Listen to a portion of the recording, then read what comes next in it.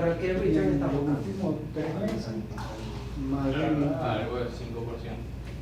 entonces yo me enseñé su y tenía como los Pero si pensas hacer desde hace un 5%. y entonces yo me puse, yo no la sigo, pero yo me puse a ver las cosas. Y no se está Y pareciendo ella a que música actual, se graba, hace bromas. Encima de eso te está apreciando tu capital.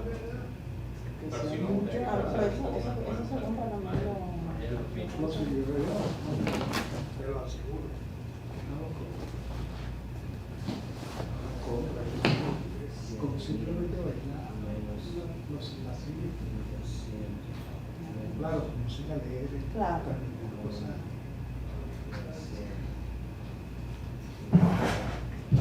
Déjame recoger, espera. Yes. Hola. Good, yeah. Yeah. Have you found anything out that was like, oh wow? Like rice, white rice uses spikes it like crazy. Yeah. I didn't know it was gonna be that bad. A few things like that. For me, the thing that will just like peg that thing out is a banana. Yeah. Are you making fun of me or no? No, for me, why? Oh, that was my first video of banana and it was like. Oh, no, I had no idea. No, for me, for me, it's a banana in the morning. Yeah. Empty stomach banana, I mean, you look at this thing, it's like, oh my God, is this thing I need to go to the hospital? Yeah. You know what I mean? Like, but end of the day, still, but not as much. Well, you did a video on the banana. Yeah, it did. That was the first Oh, one. no, for real, I had no idea. Mm-hmm. But a banana will peg mine out. Yeah. So you got one in the past? I did one for 6 months, Yeah. and I was like, let me just get some data from it, but then I feel like I got enough.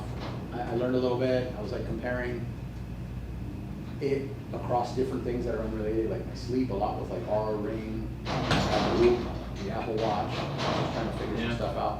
Hey, you learned a lot. Well, a lot of the stuff that I thought, I never done this. like I get a coffee from Starbucks pretty much every day. And I was like, oh my God, I can't wait to see what this Starbucks thing does. It's gonna like blow it up. Barely did anything. But the type of Starbucks drink that I had wasn't a sugary. Yeah. And then when I thought I was eating healthy, I was really surprised at how high it went. You know, with rice, with banana. Banana was the killer. Like, Really? So let me ask you something. So is it healthy to eat bananas? Like, what do you get out of that? Well, I don't know. That's probably more. Someone smarter than me will probably answer that better. But I mean, in terms of if you're worried about your sugar levels, probably a banana is not best. But just because it spikes your blood sugar doesn't necessarily mean that it's unhealthy. Right. No, it's just curious. Yeah. The things that spiked my stuff the most was fruit, especially banana. Yeah. Isn't fruit healthy? Right. Right? Estaba sacando la cuenta.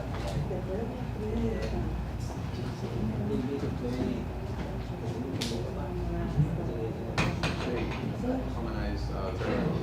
Yeah. ¿Qué pasó con el mismo la semana? Martín. Cualquier hora. Para que estar aquí todas. O mándame un mensaje.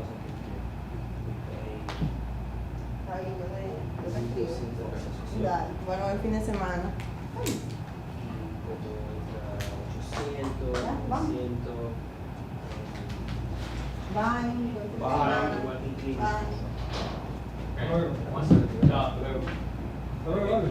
Hasta luego. En Cris, la persona que venía también. First one in. Oh, yeah. That's not good.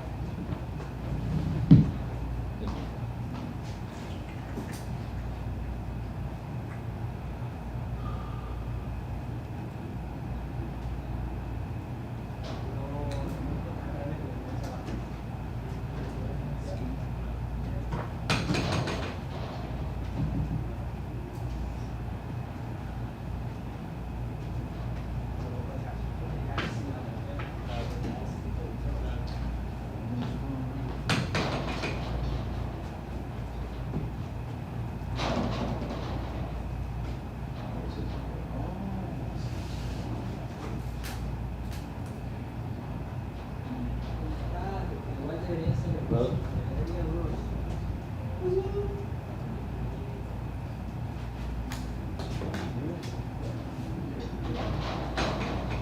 Surprise drop this time. That's good.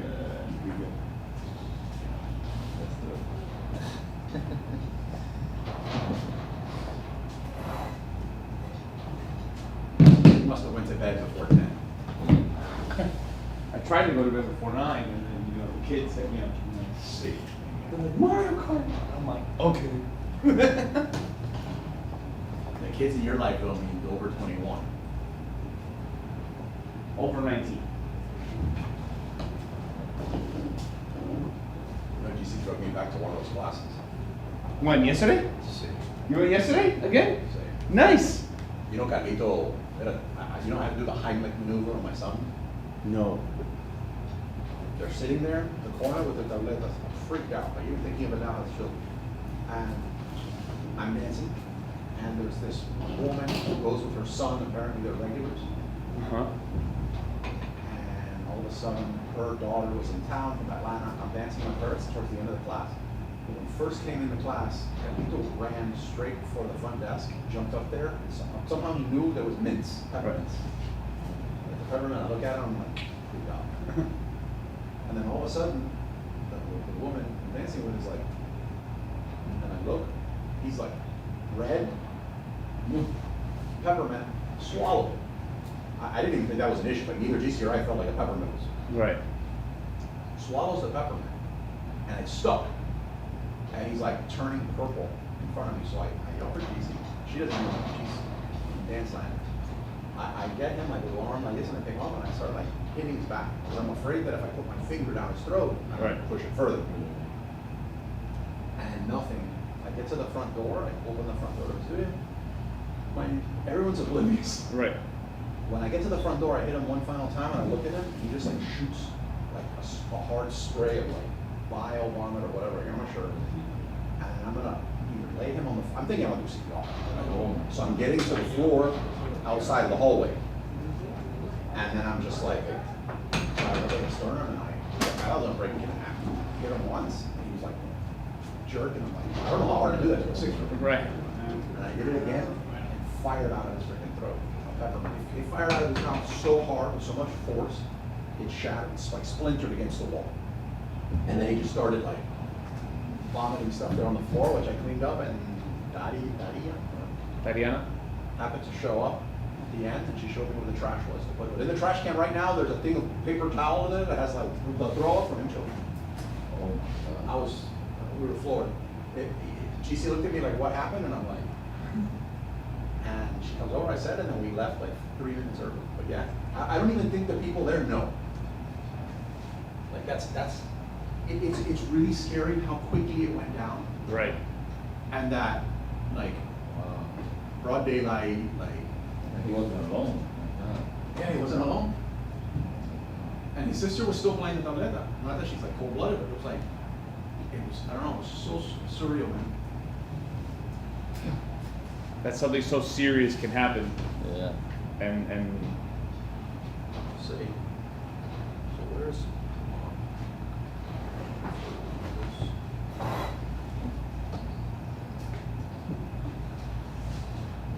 wow.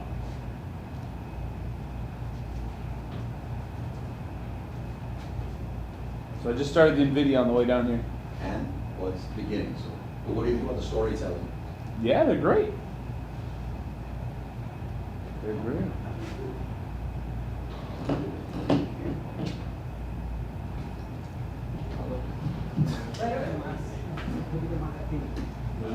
What's up, man? How you doing, good, bro? What's up, brother? All right, you guys ready? If I can get my... Andres. Man, I am all over the place today, man. Oh, here we go. Oh, Chad's in here. What's up, Chad? Oh, yeah. Yeah. Huh? Okay. Thank you, bro.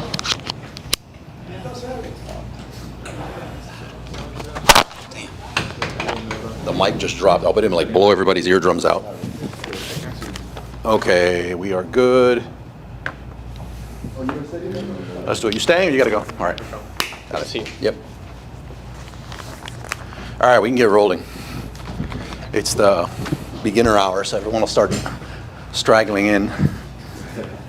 They became a sponsor? They did. Yeah. Cool. This is why they were at the picnic, because they were a sponsor. Well, they're from Nevada, right? Or they're local? I don't know where the company's headquarters, Tracefuse. Yeah. They are one of the sponsors, but Danon, who you met, Yeah. is out of Tampa. Okay. He actually had a lot to do with influencing me to open the location in Tampa. Oh, really? How's it going? With influencing me in opening the location in Tampa. So I have a meetup with them on Monday. that's good. I think it'll go good. Oh, yeah. Automatically. I think it'll go good. It's one of those things, like, I feel, and for those of you who have no idea what we're talking about Tracefuse, one of the sponsors, and they specialize in removing negative reviews. I think one of the biggest objections that people have is it's like $200, $250 per negative review removed. And it opens up a really cool conversation, which is which I'm pretty passionate about. It shows you how nerdy I am. About, yeah, absolutely. Trust me, this is going to play a part later on in the presentation. I'm not just like trying to, this is so unlike me. It's so unlike me to put that, but it's gonna be a prop in today's presentation. I don't know if Chad's still here on the stream, by the way, so I got to look extra good. He's in this YouTube mastermind I'm in. So, coolest guy in the world. I don't know, YouTube guy, Navy SEAL. So like, imagine this guy's insight is pretty freaking wild. Yeah, Chad Metcalf. Can somebody chime in, by the way? Look at the YouTube stream. So any questions that come in from people streaming, I can. Because I'm actually going to be recording. Okay, no. That's a good excuse. To not. So white Use the one that's Wizards of Ecom -5, and the passcode is from the Wi-Fi. You'd think after so long that I would know it. Here, I'm sharing it with you now. Sure, I just shared it to you. Yeah. But yeah, you got it. All right.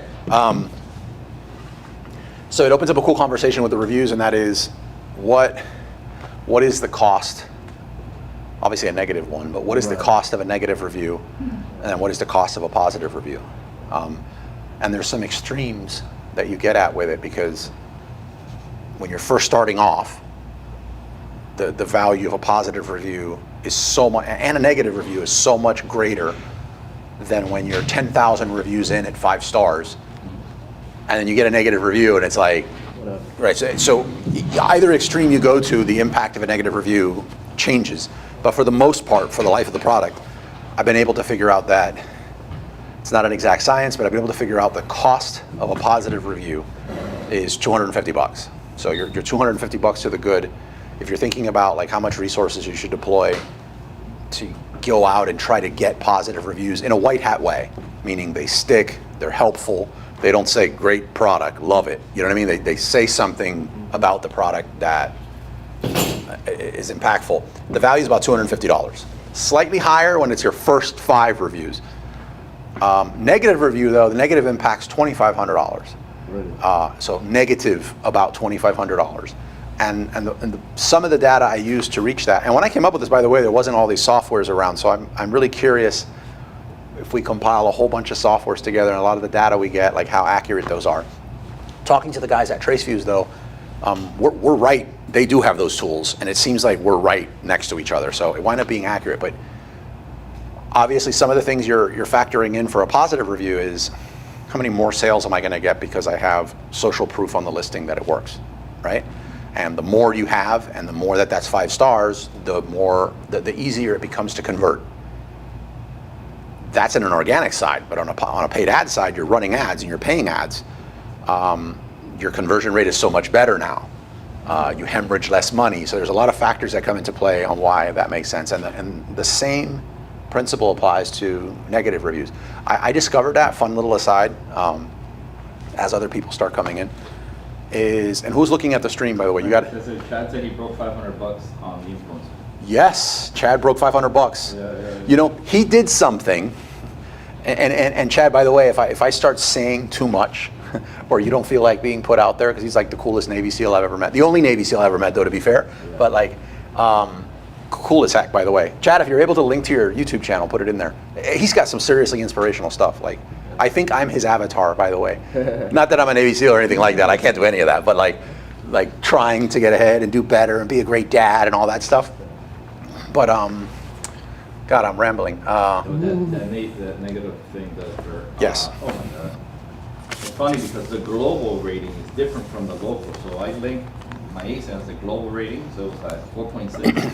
But they start hitting with your negative reviews, you know, the competition basically. They start fake reviews from nowhere. Right. Yeah, let's get that mic to you so people can hear what you're saying. Oh yeah. So it started dropping, just a few. Even though I get, let's say, five-star reviews globally, if you get that one negative review locally, it drops the point from 4.6 to 4.5 to 4.4. That's where I'm at now. It's about a negative review to balance it out with positive reviews, about 8 to 12. Like 8 to 12. So Yeah. I need 8. You need about 8 to 12 positive reviews to drown out a negative review. So yeah, that's great. That's why. Yeah. Yeah. So Wow. Chad actually, there's A one little five-star review. this one little aside about Five-star Chad. reviews, so they. He did something that I suspected would work, but once I saw it like deployed in real life, I started recommending it to other people. And like one of the first products he reviewed in the Amazon Influencer Program, which is going to be our main topic today, is, you know, when he created an actual thumbnail for the product that he submitted, he had one of those red arrows, those little arrows that point to some, I don't know if it was pointing to a real feature, but it was pointing to this feature, and it was something like, you got to know this, or this bag is worth it just because of this, you know. And we had just taken this, I'd say, mastermind level YouTube cohort, and so I really had just been schooled on the importance of these little arrows. And since letting other people know, hey, look, if you got a product and maybe you got a nice return or a commission that you could get from the Amazon Influencer Program, perhaps consider, instead of just taking a product with you, you know, holding the product like this, why not show it of the product and have that little arrow going? Because like that is the hero of that review. It's the product. And the people that have deployed it, some people are like, oh no, that's too hard. But the people that have deployed it, it's been fantastic. Like it creates that intrigue, a curiosity around the backpack or the whatever. Why is it hard though? Well, you either have to create the arrow, or you have to go out and think about and buy these little arrows, or these. You've seen them before. It has this like curved red arrow, or like scan me, or stuff like that. He said his wife is cranking out videos, and he's starting his second channel, launching soon. Yeah. Now he's just showing off second channel and everything. Yeah. We're all trying to fight on the YouTube side, like trying to build these YouTube studios, and we're like, man, this is going to be pricey, like pricing all this stuff out. He just like cut down a tree somewhere and like built a wood table and like he like built beams, and like his stuff looks 10 times better than all of us. He just went straight savage on this stuff, and like he has all the tools, he has all everything. So he's like, yeah, no, it's. Well, I'm slightly exaggerating about the tree and the table for the YouTube studio, but he'll know what I'm talking about. Okay, so how I kind of came across the value impact, if you will, for reviews was, I was selling cigar cutters at one point, right? I've started and successfully scaled and exited several cigar accessory brands. And I used to sell, at the beginning of this one time, I was selling this, you know what a guillotine cigar cutter is? And it's got the circle, you put the cigar in it, and it chops like the guillotine. And you have the little handle on each side that you use to open and close the guillotine. And I was selling, the most common one in the world, I think, is the plain stainless steel one. It's just all, you know, brushed stainless steel. I was selling this redwood one that had like faux redwood on it, so it looked a little more designer. And I decided, you know, these are doing great. It's time to create a variation listing, and I'm going to create the green wood, the black wood, and just have a color variation thing going on with these guillotine cutters. So I did. And this was really, really towards the very beginning of me starting to get into Amazon and my own brands in Amazon. So I didn't think about things like, hey, why don't you tell the factory? So I had the cigar cutters like this. They would come in a box like this size. The box was black. The lid kind of just came on and off, all black. And inside there was a cutout for the guillotine to sit inside. That's it. And then you got 50 of these, and they kind of sat in a box like baseball cards, like a baseball card set. That's how you received them. And then there would be 4 of those in one master box. So 100 cutters per master box. And the outside of the box would say something like Wawa Zoo XYZ/01. And that was like their internal SKU at the factory of like that product. I didn't know enough to think of like why that was important. I had one cigar cutter I was selling. But now I ordered like 6 different colors. So what happened was and I immediately took them all out of master boxes and just stacked them up nice next to each other. And I quickly realized one day when I was like, okay, we sold a green one. And I was like, which stack was the green one? You know, like I couldn't identify now. I would have to open it up and go see. So imagine it invited people, the problem of some people receiving the wrong product, right? And this happens. And in the worst possible way, this guy orders a product from me. He orders like 6 or 10, I forget, but like 6 or 10 redwood cigar cutters. My cost on these cutters, by the way, at this time was like 89 cents. And I'm selling them for like, you know, Amazon's fee system was a lot different, so I was selling them for like $12.99, which was a nice margin back then. And this person got them. This guy left me like a 6-paragraph scathing review. I mean, he called me everything but the child of God. Like, it was bad. And come to find out, this guy owns a cigar shop. He's got a very active cigar club. And he wanted to take a 5-year anniversary picture of everyone holding this redwood cigar cutter. It was all uniform, and I think red was their thing. And they all received different colors. So I blew their entire experience, right? Personally, I think you probably should have been investing in, like, at 5 years, higher quality cutters for your people than these cheapy little China ones that I was selling. But whatever. So I was so concerned back then because your seller reviews, which no one even talks about anymore, back then your seller reviews, this is all merchant fulfilled too, this is like pre-FBA. Your seller reviews were everything. If you had bad seller reviews, people just didn't buy from you. And I was like, oh man, this guy's I gotta get rid of this.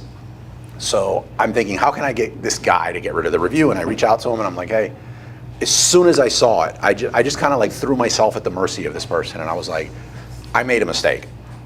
I explained everything that I just explained to you guys. And I said, this was a total rookie mistake. Super passionate about cigars. I have a cigar license, so a tobacco license. So I have all these accounts around here. Just to, as good faith, I would like to personally mail out the correct cutters to you. I know it's too late. I don't want to inconvenience you with a return to send this stuff back. Just keep it. I'll expedite these to you. And as a matter of fact, I don't know, I'm sure you have great cigar connections, but I'm in like the mecca of cigars in Miami. Like, I'd like to ship you and your club mates some cigars. This guy responded back blown away by the level of customer service he received. He revisited the review, took it off, left a positive one, left a positive product review, and recommended me moving forward like it was my best influencer ever. Like, you gotta buy from, the brand back then was called Dos Caballos Cigars. You gotta buy from Dos Caballos Cigars. And that kind of stuck with me for a while. And I was like, man, this negative review experience turned into one of the best moves in my business ever. Just because I think I blew the person away with good customer service. So as time went on, one day, like, my business partner and I were kind of like, I tell him this story. We're like 2 days of almost no sleep. And I'm like, man, I wonder if we could do this intentionally, because we got more positive reviews on those products during that time stemming from this than anything else. So I was like, let's try to do it intentionally. So we got like 20 of these cutters. We tracked the orders and we sent everyone an incorrect, intentionally, sent everyone an incorrect cutter for, That's great. right. Totally different time back then with Amazon. But we sent everyone a different cutter, and then we tracked. I mean, we were on this thing all day. The goal here was how timely we could respond when something happened and how right we could make it, and we did. It wound up being, we got no negative reviews, first of all. About 5 of the people of the 20 never even said anything, which was, we didn't expect that. Yeah. But 5 of the people never even said anything. Of the other ones, the people that did, again, they didn't leave a negative review, but we sent them the correct one. We had a close to 100% conversion rate on those people. All left positive reviews. So think about it, the normal, what's the average ratio you would get for reviews is much, much smaller. So it was a great way to get reviews.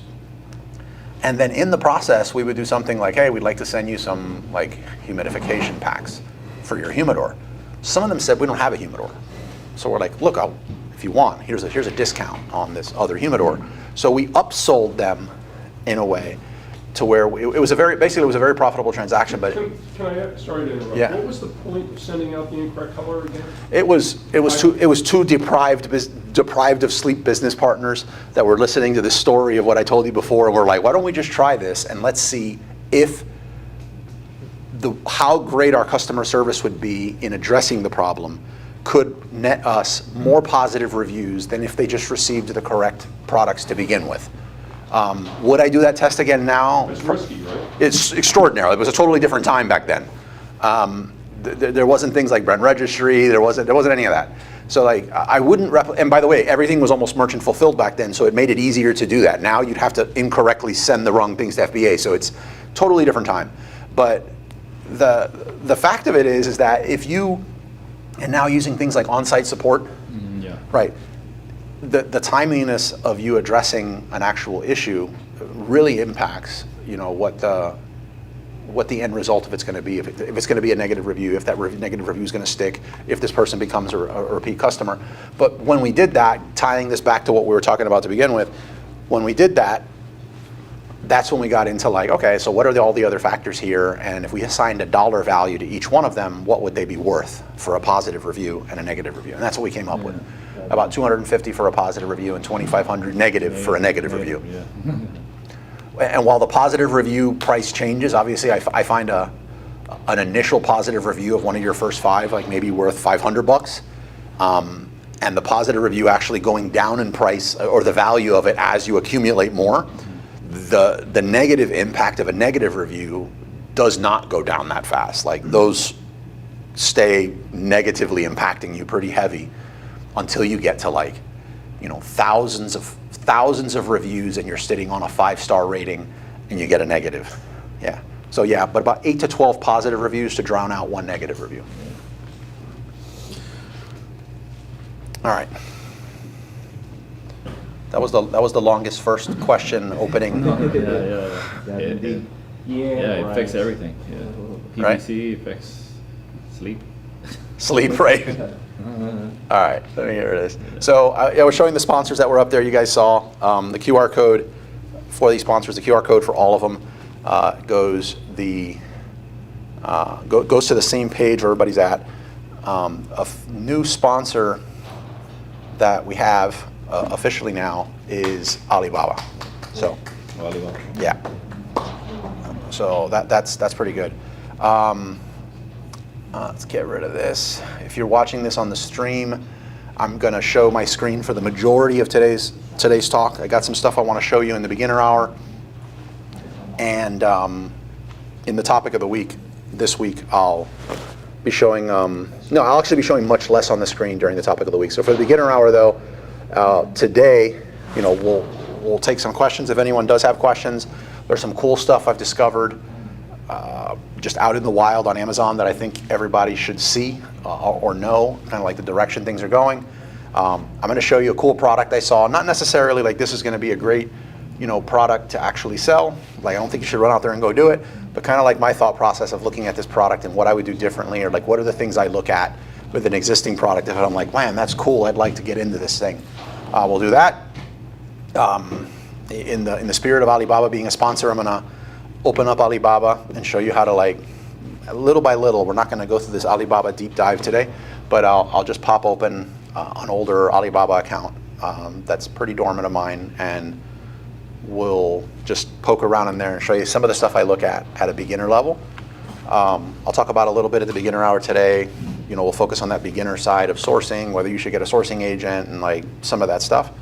And then we'll get into our topic of the week, which is this week going to talk about basically how to get more yeses and scale up the side of brand deals and Creator Connect with the Amazon Influencer Program.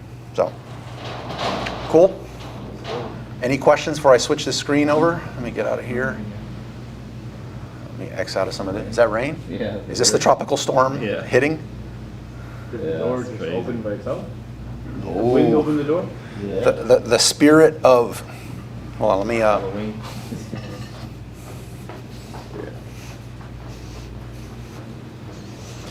help yourself to the snacks and pastries and stuff that are there. Let's see, let's go for it.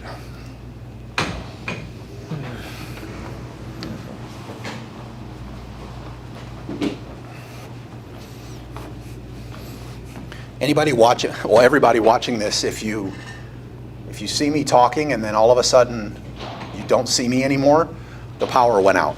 Like we have a mini storm coming, and it's very possible that we lose either power or Wi-Fi signal. So Wait, I started with on-site. I know I told you, right? you did start with on-site, yeah. Oh, yeah. It's phenomenal. Yeah. But you gotta have all your information before you start. Yeah. Be asking that. All right. So I made some notes to stay kind of organized here so I don't go all over the place. Let's go, any questions first before I get into this? Anything Amazon related? Nope. All right. So cool product I found. Again, this exercise here is going to be less about I think you should sell this, which I don't know that you should sell this. But there was a few things I found impressive about it. I would, again, I don't believe I would sell this product. However, I wanted to go through a little bit, like, because sometimes you're not, we've been starting this a lot from sourcing from a different direction. Sometimes you're actually looking at a product and you're inspired by the product and you're kind of like, is it a good product or not? So we're going to kind of look at this product. I'm going to go through when I'm looking at something like, is this worth adding to my list and pursuing, right? One thing I personally don't really care about this product for right now is that it would be required to source from China. I'm personally focusing more on products that could be sourced from the U.S. right now. But cool thing about this thing though is the product only has 28 reviews. Why are you focusing more on products that you think? Just because I think it's a good idea to focus on things right now. Again, assuming you're product agnostic.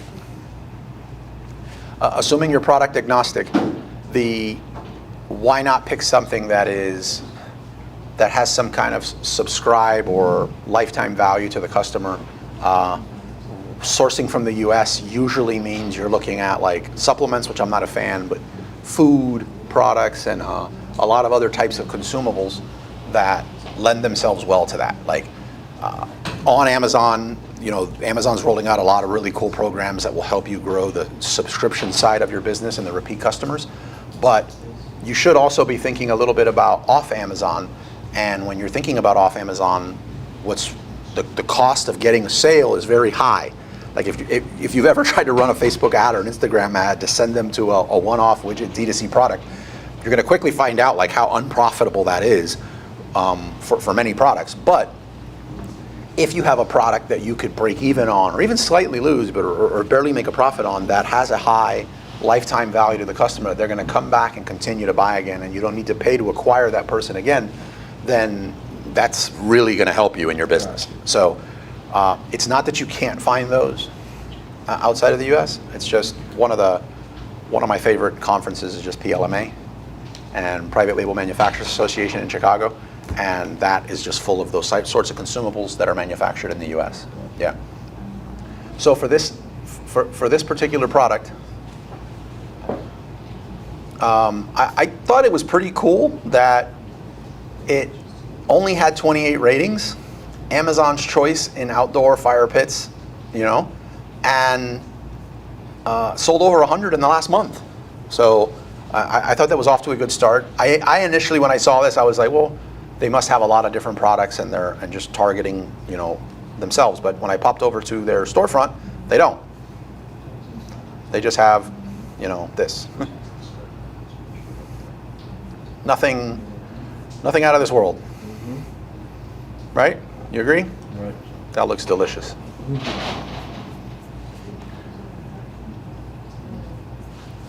So one of the things I look at when I'm looking at an actual brand is I like, because sometimes if you see, like when I saw that and I'm like over 100 in the first month, only 28 reviews, I'm like maybe they're good on social media and maybe you're not. Or maybe they're just driving external traffic.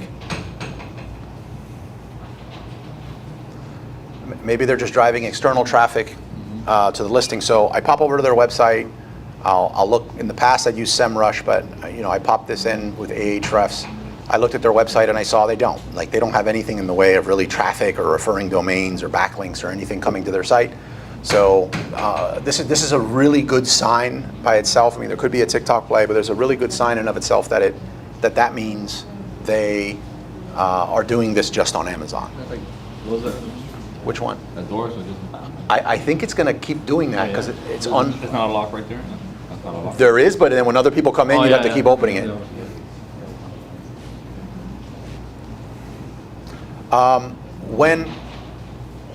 When I'm looking at the actual product, you can pop over here and do a keyword explorer. Let me go back. Sorry. So I'm going to put here, actually, I think I already popped it over here. I showed it as an example. I put in how to make s'mores. That would be a pretty basic one. And I was just curious, because I like to see if I can create content around a product and how realistic it could be that I could start getting my own traffic. Obviously, if you're looking at something like a medical product or something like that, this could be very complicated. But I like to look at it. So I was curious what it would take to actually start getting some organic traffic to my listing here. So I put in how to make s'mores. I put that in there because I'm thinking, as a beginner, I probably might want to look this up and see how to actually make it. I don't think there's any professional s'mores makers out there. And when I did, I could see in here that shockingly, this would be very easy to rank for. And you can see that, confirming the Google search here, that the #1 organic rank is also the confirmed here, like that's the one. So this pretty much says that under 21 or about 21 referring domains is all it takes to rank in the top 10 for how to make s'mores. What does that mean?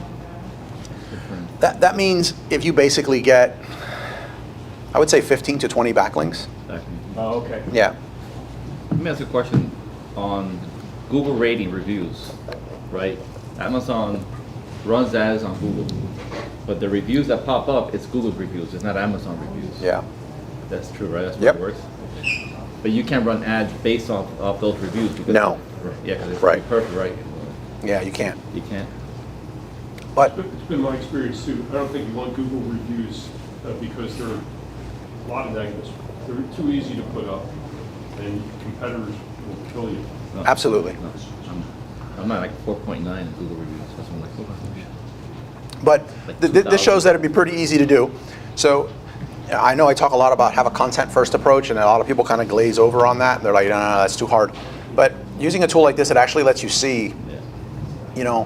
if you're looking for what content to create that would have the biggest impact, how to make s'mores. That was just a guess on my part. How to make s'mores in the oven. How to make s'mores at home. How to make s'mores dip. That sounds interesting. How to make s'mores inside. So 178 different keyword ideas. The questions, in case you want to frame, how do you want to frame the actual topic that you're going to create, this shows you them. And I don't want to turn this into like an Ahrefs deep dive, but this is a solid path to take in doing it. So for me, I was looking at that and I'm like, man, it would actually be quite easy to rank for this thing on Amazon. I did some independent Amazon research on the product.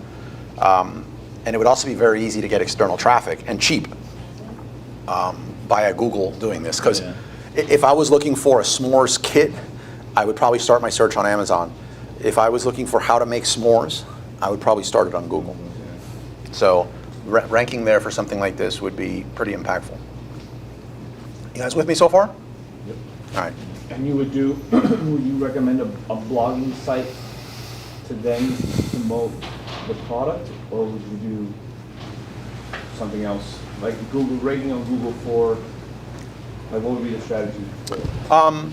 I personally would create an independent site. Right. Yeah, but there's plenty of people that will do like a subdomain of their site. Or if you're just say like a blogging, hack of the week SEO type or affiliate person, you might consider doing them together. But I would recommend a completely different site. Yeah, that's what I'm doing. Yeah. For that. You ever get into Google Schemes, the questions in the box? Oh yeah, yeah. I have blogs that actually do that. Yeah, absolutely. It works amazing. Amazing, yeah. Problem is you do it in English because in Spanish, no, don't do it in Spanish. Yeah. You get South American. All right. Oh, a cool aside. Did you know Prime got sued? Apparently Prime is shutting down. Wow. I've noticed that the energy drink version of this that I like, well, I try to stay away from energy drinks, but like when I need it, they're out. And I'm like, when are you guys getting it back? Like, is there a shortage on this? Because it's super hot seller. But apparently it got sued and shut down or no longer supplying it until the suit, runs its course. But apparently unadulterated water is in this. So apparently if you're going to have a drink that's a hydration beverage, you need to treat the water a certain way. And the claim is that they didn't. And right. Wow. And No, that, probably like. and that it was tested. All of these people probably came after them because he was always. Yeah, it he is. was always taunting them. It looks like the lawyers. That's what the article broke down and said, that it was those lawyers. I didn't know that. And then for the energy drink, apparently, the caffeine content that they represent on it, apparently it's like 5% more than even what they're claiming. And yeah, but no, I've hit about 6 stores up for this, and It's a good sales then. they're all, huh? Good thing to sell now if you can find some. I'm not a huge fan of like Jake Paul, but like I was rooting for them. A content creator gets into a physical product, so and I like it. Well, Jake Paul? I think it's Jake Paul, I yeah, don't know. and his business partner, yeah. Oh, wow. And we kind of followed it. We followed, they spoke at a conference we were at, and it was kind of like, I personally, I don't really like the guy, but I was just like, crazy, really organic. Even the one Yeah. that they did in Europe where they were like attacked by the bottles, and that was like all fake too. see, yeah, and it was good. But yeah, that's all the stores singing the same tune. So hopefully They better win. 'cause Hopefully the they company either has to fix pay it- them for all the loss that they had in sales. yeah, hopefully they either fix it if it needs to be fixed, or hopefully they win if it doesn't need to be fixed. But I like it. Probably won't be the same. It takes some stones though to Where's go the after. fake one that you drink too? There's a fake version. There is a fake one of these, yes. Where is it? You didn't get it that one either. I got it last week, but it tastes nothing like the real thing. So I was like, I'll never get this again.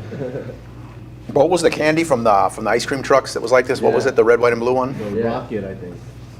That was an ice cream too. That was like that. Yeah. That's the one, right? It's like yeah. It had 2 though. One was green, red, and something else, and there's a blue iron one. All right.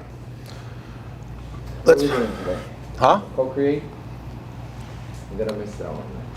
Well, Co-Create definitely going there. I forgot to mention that in the beginning. But if you use the code Wizards of Ecom, you get 20% off the plans that they have. The VIP one, the most expensive one, about $999. You get 20% off of that. Plus, hotel rooms are included for 2 nights. Plus, you get $200 in Alibaba credit. So, like when you factor it all in and the food, I mean, it's damn near free. Plus, if you gamble and win, you can bring home money. Yeah, there's that. Get paid to Vegas. Right. So, forget Alibaba being a sponsor for a second. Almost every single factory that I've worked with, I've either discovered on Alibaba or I've discovered through an Alibaba connection. So, if you're just starting off and you don't have a network, this may not make sense to you. But I'll get into some strategies on how you can do something with it, even if you don't. But as you start developing these relationships and doing business with people in China, one of the best ways to get best pricing and competitive MOQs and all that stuff in China is to have somebody you work with and you spend money with contact the company you want to work with and kind of vouch for you. I mean, it's a human thing. Right. So I've done a lot of that. That's what I mean by I've either discovered them through Alibaba or not. Somebody in the e-com space put out a newsletter, I don't know, about a year ago, that I used to say it was Canton Fair and going to these China trips. But this person put something out in the email and it said something like, he's never found a product or a supplier at Canton Fair that paid out. And it made me really think about that. And I was like, well, that's a lie. Like, that's BS. But when I thought about it, it was actually true. I have no idea why I just ran with, going to the Canton Fair, that's the best way to get suppliers. But I've found a whole bunch of people and got a whole bunch of catalogs and a whole bunch of opportunities in the Canton Fair, but not a single one of them turned out. So like, at the end of the day, it's been, I'm not saying you shouldn't go to China, but going to China has never, for me, got me a new supplier or factory to work with, unlike Alibaba. Alibaba, I feel like also over the last few years has gotten a little bit of flack in the Amazon space, because in the Amazon world, especially people that are trying to sell a bunch of courses and services, they like to have this new shiny object they think is the best thing in the world. You should look at this and you shouldn't look at that. What everybody else is saying is no good. So there's another site called 1688, and it's about the same thing, except one of them you need to translate and the other one you don't. But the myth, the thing that you could just go to 1688 and get a cheaper product than what is on Alibaba, kind of like across the board, is a myth. Think about it though. Imagine if that was the case. Don't you think they know about that? Yeah. And then 1688 says we could sell our products for more because people think they can buy the same thing on Alibaba, they would raise it, and that's the case. I don't think you need to go over there, but if we're talking about we want to source a product and we're going to source the product in China, Alibaba is the 800-pound gorilla in the space. It looked nothing like this when I first started. So there's some features here that I've never even attempted to use and that have been around for years. But the one feature that my favorite feature on Alibaba is the RFQ, the request for quotation. And they have a cool feature where they've built in AI on it that we might be able to touch on today. But, yep. Is it fair to say that Alibaba is the bulk version of AliExpress? It is, but Are they the same company? I don't even know. Forget it. Sorry. Yeah, they are.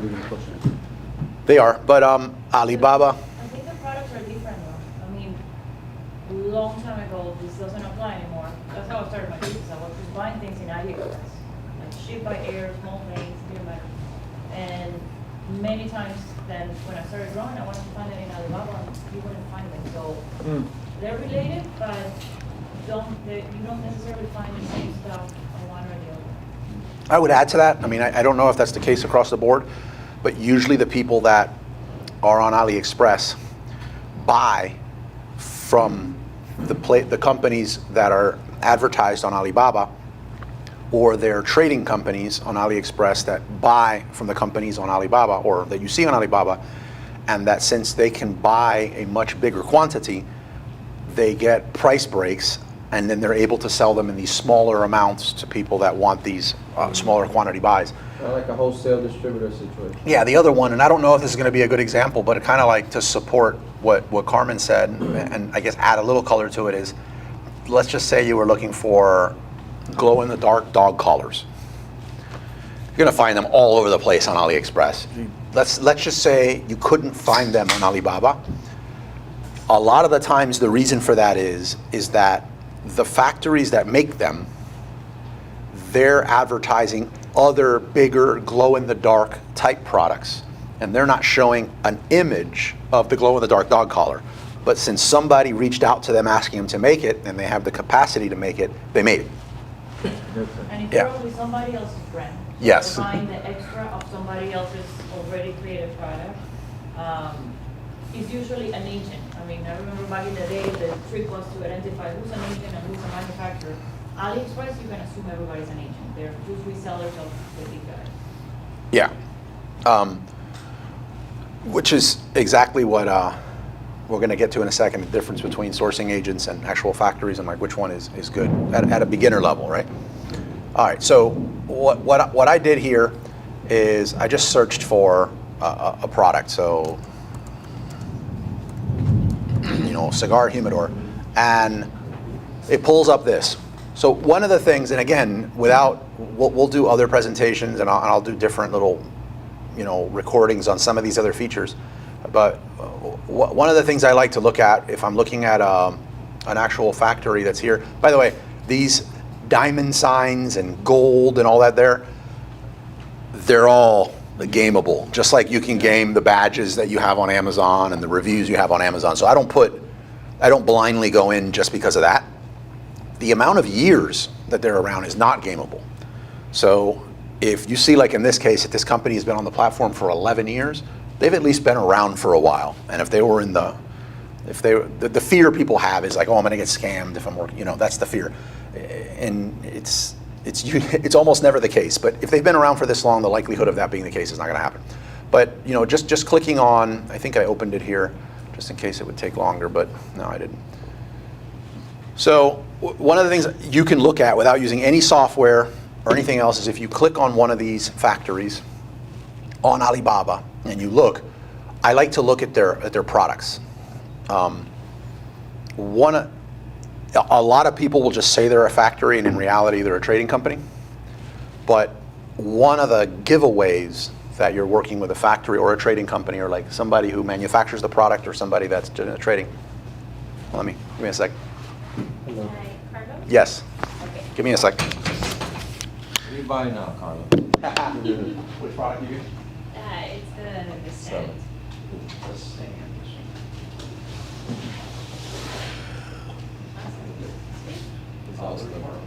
Right here, but if you come back. Always be selling. Try it. It's a little, I mean, not complicated. You got it? I'm the finance guy. No. No, it's good. Thank you. Thank you. We'll add it to the pot. We're going to add it to today's pile.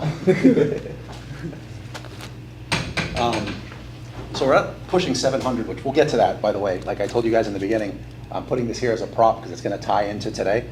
But normally I'm not sitting there showing a bunch of random 20s and 5s and like 1s in cash. But we're going to touch on that a little bit today. But it's pushing 700 bucks, and there'll be some more people coming. And I'll tell you how it's coming. Okay, so when you're looking at a factory on Alibaba, I like to see the products they're making and the material type of the product they're making. There are no factories. Let me say there are none.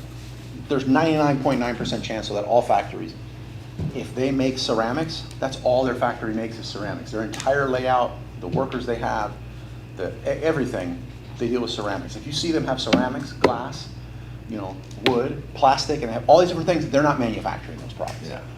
That's just not how it works. Makes sense. Right. An exception a lot of the time has to do with packaging.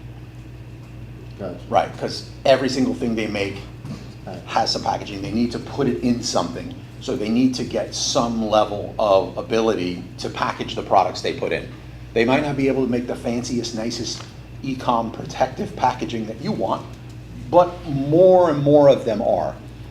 But if not, if they're showing you all these different packagings that they can make, sometimes the make is across the street because these, packaging companies, they set up shop in these districts surrounded by their clients.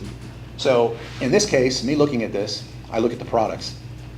Cigar box, perfume box, other wooden box. This is a factory. Like they specialize in boxes. It could be a watch box. It could be a gambling chip box. In this case, a perfume box, cigar box. You know what the difference between a jewelry box and a cigar box is? One's lined with velvet. No, some humidors have that in the top shelf where you put the keys. It's a hygrometer. That's it. There's a relative humidity hygrometer device probably sitting flush in the front of it. That's the main difference between the two. So you'd see this one as an actual factory. They cannot see the screen, they said. I cannot see the screen. Let me check. I think it's too bright. It's possible to see. Well, there should be seeing the screen. We cannot see the screen, Carlos. Oh, the whole screen? Yeah. Caesar. Are you watching the stream and shouldn't you see the whole screen show Alibaba right now? Can't see only Alibaba. Carlos can't see the screen. Carlos Pabido. Huh? I'll check his connection. Yeah, let me see what they're viewing. Yeah, that's what they should be seeing. Yeah. Yeah, that's actually, it should be changing. Is it not changing? I might be set on a specific tab of the Alibaba.com. Oh yeah, when you share the screen, maybe you shared one tab instead of the whole screen. Yeah, that's let me Stop sharing and share again. actually should be changing. So it's the screen. Let me just make sure it's. I might be set on a specific tab of the Alibaba.com. Hey, you made it. because there's a bit of a delay, so you might not see it. That's good. Okay. What do you have?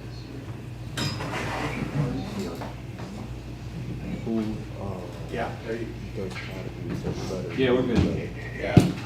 The delay should be going through, and now you should be on the right screen. Okay, yeah, thanks for the heads up. Not sure what happened. I'm knocking out some shit.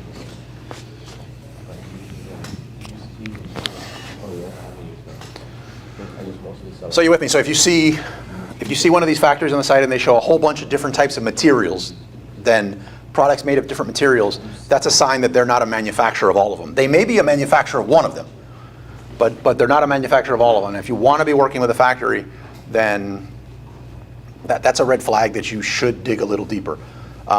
The supplier information, to me, holds no weight. Like this, I'm sorry, supplier contact information holds almost no weight. If they say they're a factory there, that's not enough. All right, so a bit, let me see if I get ahead of myself. Yeah, that's it. So a bit about should you work with as a beginner. Anyone want to chime in on this? On when you should work with a factory and when you should work with a trading company. Does everybody here know the difference? Like, do you guys know the difference between the two? No? Okay. Huh? Is it volume based? It has a lot to do with volume based, but there are trading companies that sell higher volumes than factories. But yeah, that's one of the main ones. I'm sorry, not one of the main ones, but factories manufacture the product. And trading companies, they usually buy massive amounts of these products from the factories. The other thing trading companies will do is they will buy a bunch of like dead inventory from factories. Like factory started making a product, customer never followed through, whatever happened didn't work, and now they're stuck with all these inventory, and trading companies will hold it.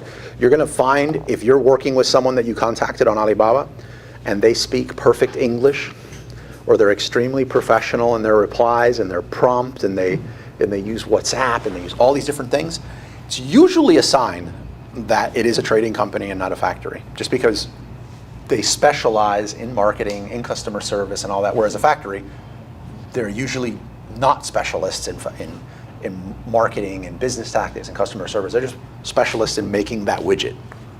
Yeah, very smart, very knowledgeable of the subject, but they're specialists in that.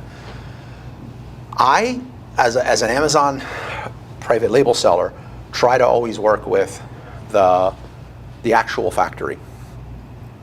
I found that Alibaba has gotten so much better over the years of making the process of working between the factory and yourself a lot easier. The translation software between the two has become a lot better. Factories are doing a really good job of training people to not speak Rosetta Stone approved English, but if their number one client is going to be someone in the US, they train them enough to where you can have a close enough conversation to get started or figure out whether this is worth pursuing. I semi-jokingly like to say that the best translation software that you need between you and the factory is a calculator. And it's just a number, and if you're like, is this USD or is this RMB? Like, which one are we talking about here?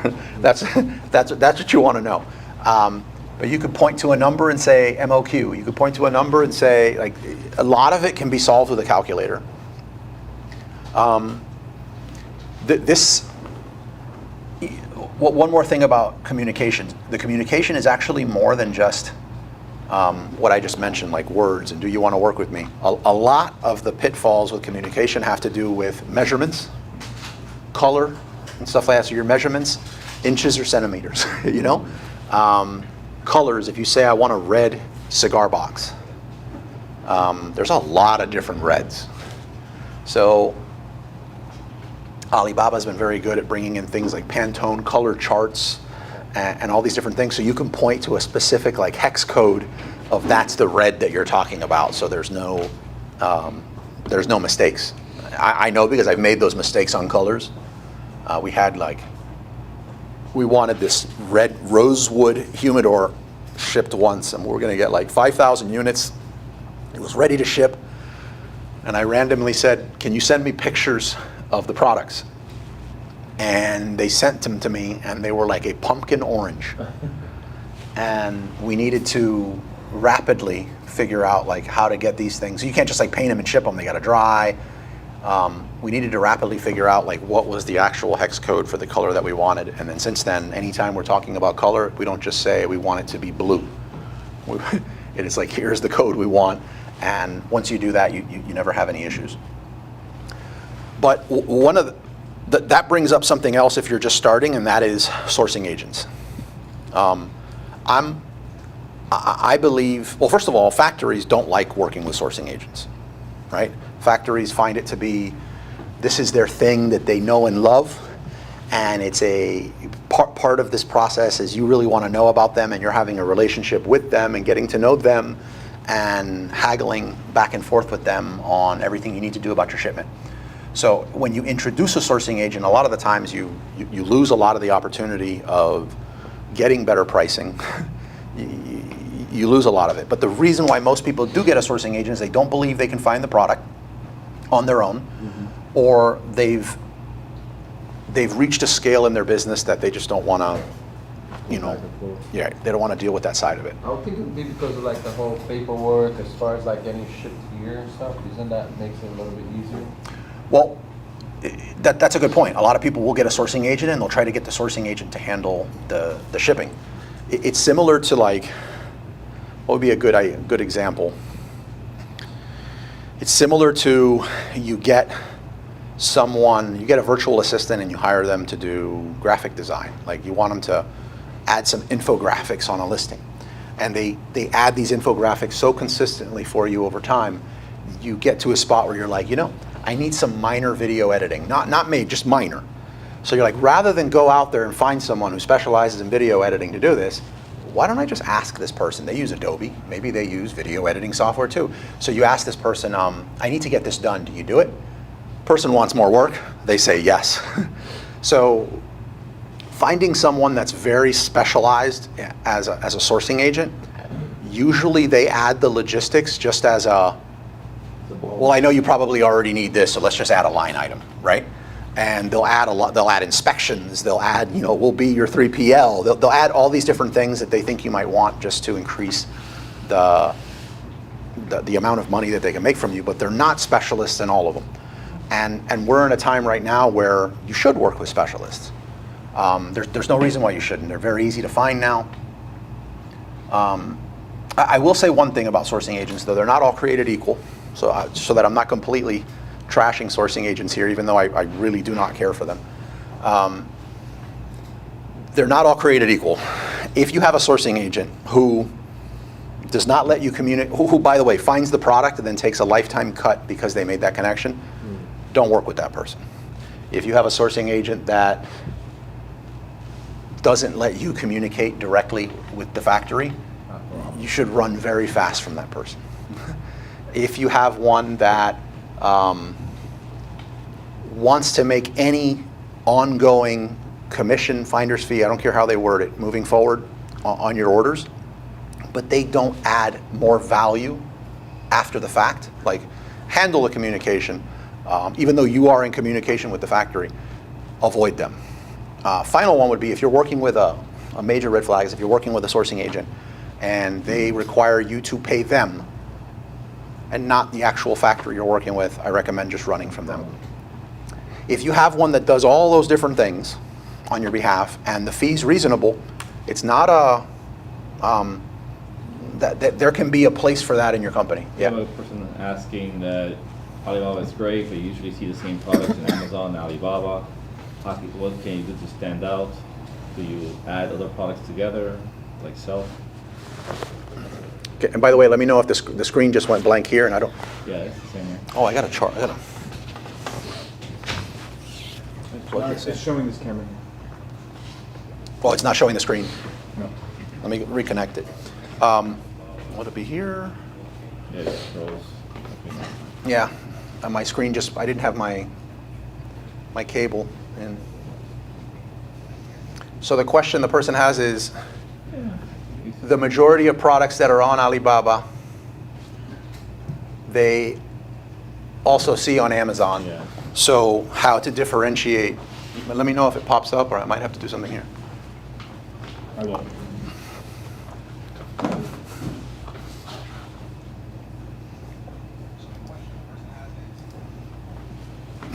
Yeah, so the majority of the stuff that is on Amazon is on Alibaba, because the majority of people who sell on Amazon go find the thing on Alibaba and have the person on Alibaba make it. Yeah. And then that person on Alibaba likes to show off, like, here's our catalog of products we can make. So they wind up showing this product that you also sell. They're like, wow, it's in demand. They probably have hundreds of thousands of other products that they don't have displayed on their Alibaba website because they haven't gotten sales in them in forever. So the more recent they get a sale, the more likely they are to actually show it. Differentiating products, I feel like, is a topic in and of itself. Like I have something stuck to the wall back there, that white sheet adhesive that's on the wall, and I have like a 10 ways to differentiate a product, and sort of a defensibility chart on like how defensible are those differentiations from color, which is not defensible at all, but it's technically differentiated, all the way on the opposite end to patents and IP and stuff like that, which is usually not within the means of most people, nor do you have an invention, and it doesn't work. So there's a lot of ways you can differentiate. One we've talked about a few times over the past week, and what we were discussing, is technological differentiators by showing an actual app on the listing. So there's a lot of ways to differentiate. You don't go to Alibaba to find a differentiated product. You go to Alibaba to find someone who has the means to make something that you have in mind that would be differentiated. So if you're Kind of like the glowing bag for the tire tools that you talked Yes. about a couple of times. So if you have a company, that's a perfect one. So if there's a bag that has a glow-in-the-dark strip for, your jumper cables or tow rope or something that you might need to do at night, and it might make sense to be able to find the bag on the ground, you don't look for that on Alibaba. I mean, nowadays you might, because that's why I gave that example. But you would look for, if that doesn't exist, you would look for someone that makes the bags to those jumper cables. Or you might just look for somebody who does the jumper cables or the tow rope and ask them how do they package it, and that you would like to create packaging that has a glow thing, and you work with them to get that done. So remember, these factories are specialists. They're highly specialized in their thing.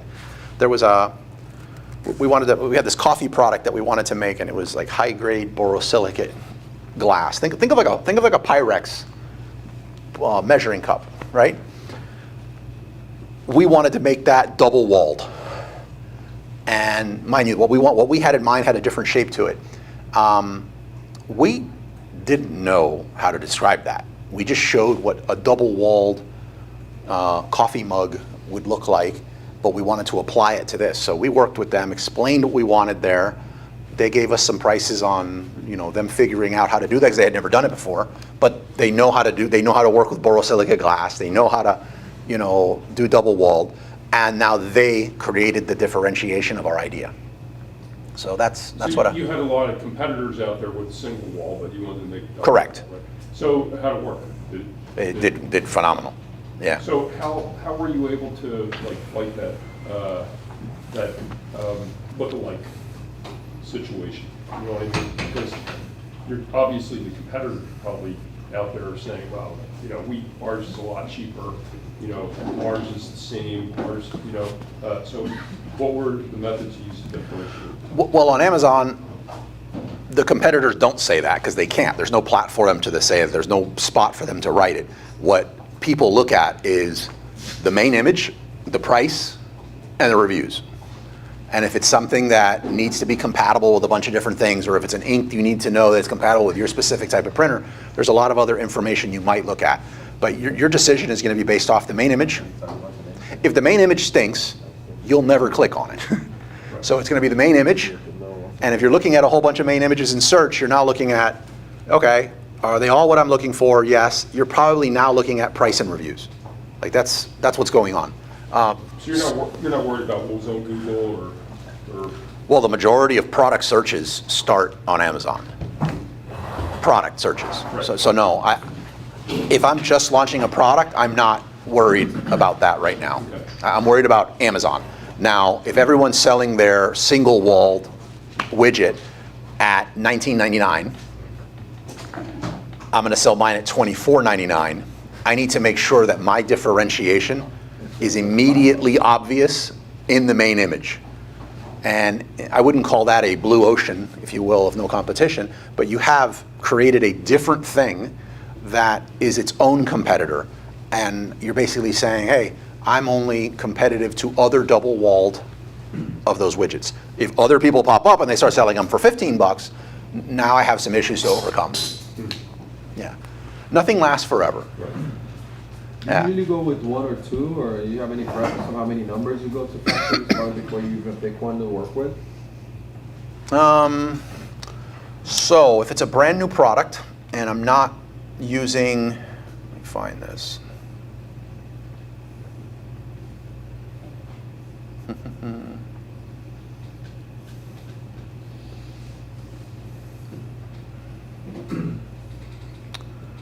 Let me go for, right here, request for quotation.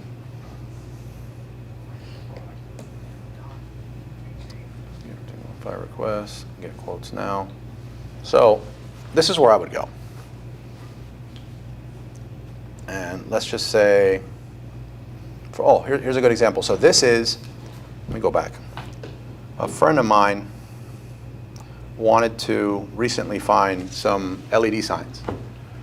It probably took 5 minutes and 2 emails to actually narrow this down. But I was able to, let me remove this, but I was able to pop in what I'm looking for, a few competitors that had the technology that I wanted, trigger their AI to show all the other specs that are, involved with those products, delete what wasn't necessary, and create a very comprehensive, let me discard this, RFQ. So we would just put product name and say double-walled coffee carafe. And let's just put 2,000 pieces. Look what the AI does right now. It immediately spits out, we're looking for a double-walled coffee carafe to be supplied in bulk. Please provide your quotations, product specifications, material stainless steel, capacity 1 liter, thickness of wall, 2 millimeters, spout design, drip free. It's got all this stuff on here. Now, it's easier just for you to remove what's not relevant, but what to have to put that together. Than to put that together, Yeah, because sometimes you got to think about it so long that it takes away. right, because you probably didn't think of spout design, Yeah. right? And you're like, oh, this is something that I should consider. Like the spout kind of matters, otherwise this thing's just going to spill everywhere. And now you're going to go in there and look at that. You might find, wow, they're actually having a lot of negative reviews on it being very difficult to pour. What's a good spout design? So you do this and then you apply. You can drop in a bunch of images you want here, or you can actually have the AI create the images.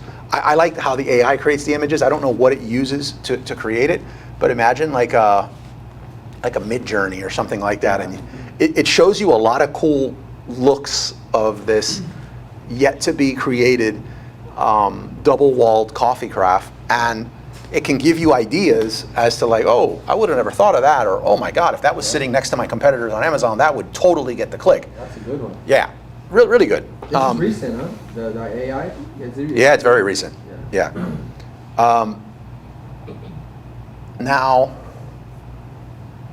your question though, as far as how many manufacturers to look at? Yeah, like do you know if you're looking for a product, usually like whenever I'm trying to build something or do something, I usually get 2 or 3 estimates, and then I go with quality, because you can't get quality, time, and price all in one, right? Right. So it's a trifecta. Which one of those are you looking for? Are you looking, maybe 1 or 2, or are you looking for one that has more quality or more time? The time, is relative, right? But the quality or the designing of it, like, do you get 1 quote, 2 quotes?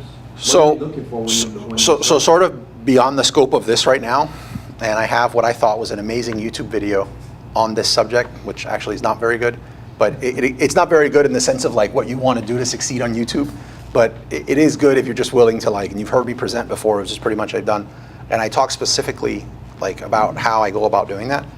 But what I do is I create I like using other form builders, but in this specific case, for a specific reason, I use a Google form. And in the Google form, I ask a whole bunch of information on things like, are you a trading company or a factory? How long have you been in business? Minimum order quantity, whatever's important to you, just ask all this stuff. And I write out a line or two as far as like what company policy says you need to fill this out before we can start working together. And then everyone who replies, I don't even waste the time looking at them. I just copy paste this thing in and send it to everybody. And the reason for that is if you put in a good request for quotation, you're going to get more responses than you know what to do with. Like you can easily just drown in like vetting these people. And what happens is the majority of them will just eliminate themselves by saying, something like, we can't access Google products from this side of the world. Like, just ask us the questions and we'll answer, right? So for me, if you're a business and your dream customer is me in the US and you're not willing to get like a VPN to kind of like, which everybody has a VPN over there, to give me information I need for us to do business, you're done. Yeah. Like a weeding out. Right, so everybody that ignores it, everybody that doesn't fill it out, the majority just get eliminated from that. Yeah. And then what's left is really easy to filter as far as who you want to work with. Understood. Yeah. Good question. Yep. How much money do you need to start? And how long does the process take? 4. To start with a factory and What was the whole question? So how much money do you usually spend when you're starting with a new product with a factory, and how long does the process take? These texts are so small. Yeah. Can't see. Well, the amount to spend with them definitely has gone up over the years. At this stage, you're just looking at, possibly getting a sample. Yeah. Something that I would do differently on the next thing I get, say, from Alibaba, which I don't know when that's going to be, that I've not done before, but I'm just like, forget it, I'm doing it. It's again, I did a podcast episode on it too, so some of you might have heard it, but there's this process with YouTube about the title, thumbnail, hook. Like you don't create a video unless you do a title. You heard the episode. Yeah. Unless you have you've nailed your title, your thumbnail, and your hook. So I really feel like applying that to Amazon gives you a lot of advantages. So what I would do is, with AI and with renders and everything that you can do right now, before I even start spending money on samples, I want to see if I could get this product and I can create a main image for it, not photography, because then you'd have to get the product and go with a photographer.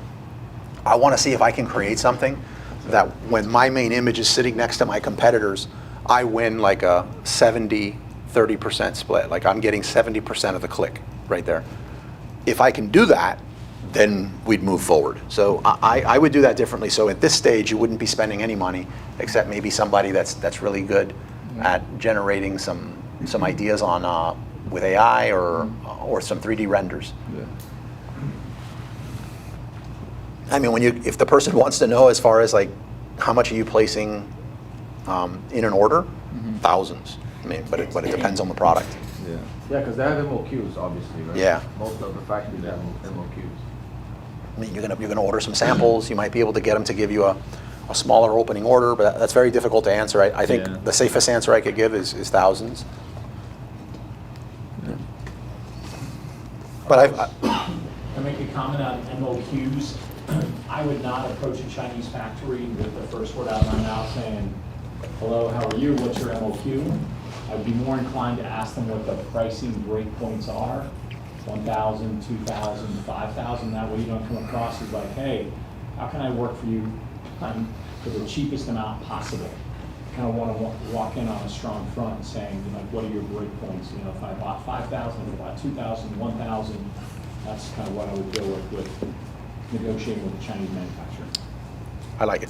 Also, never tell them what you're going to retail it at. Yeah. Because they will get up there as close as they can. It's good to start off. I mean, shockingly, a lot of Amazon sellers don't know this information ahead of time, but you want to go in with what's called a target price of where you would like to be to place this order with them, not sharing with them what you're going to sell it for or anything like that, and then work it backward.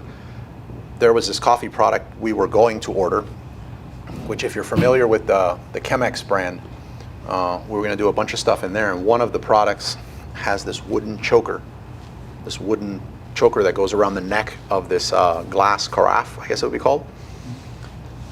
And we priced the product out. We knew glass really good, but the product came in like $6 or $7 higher than where we wanted to be. Mind you, we were going to sell the product.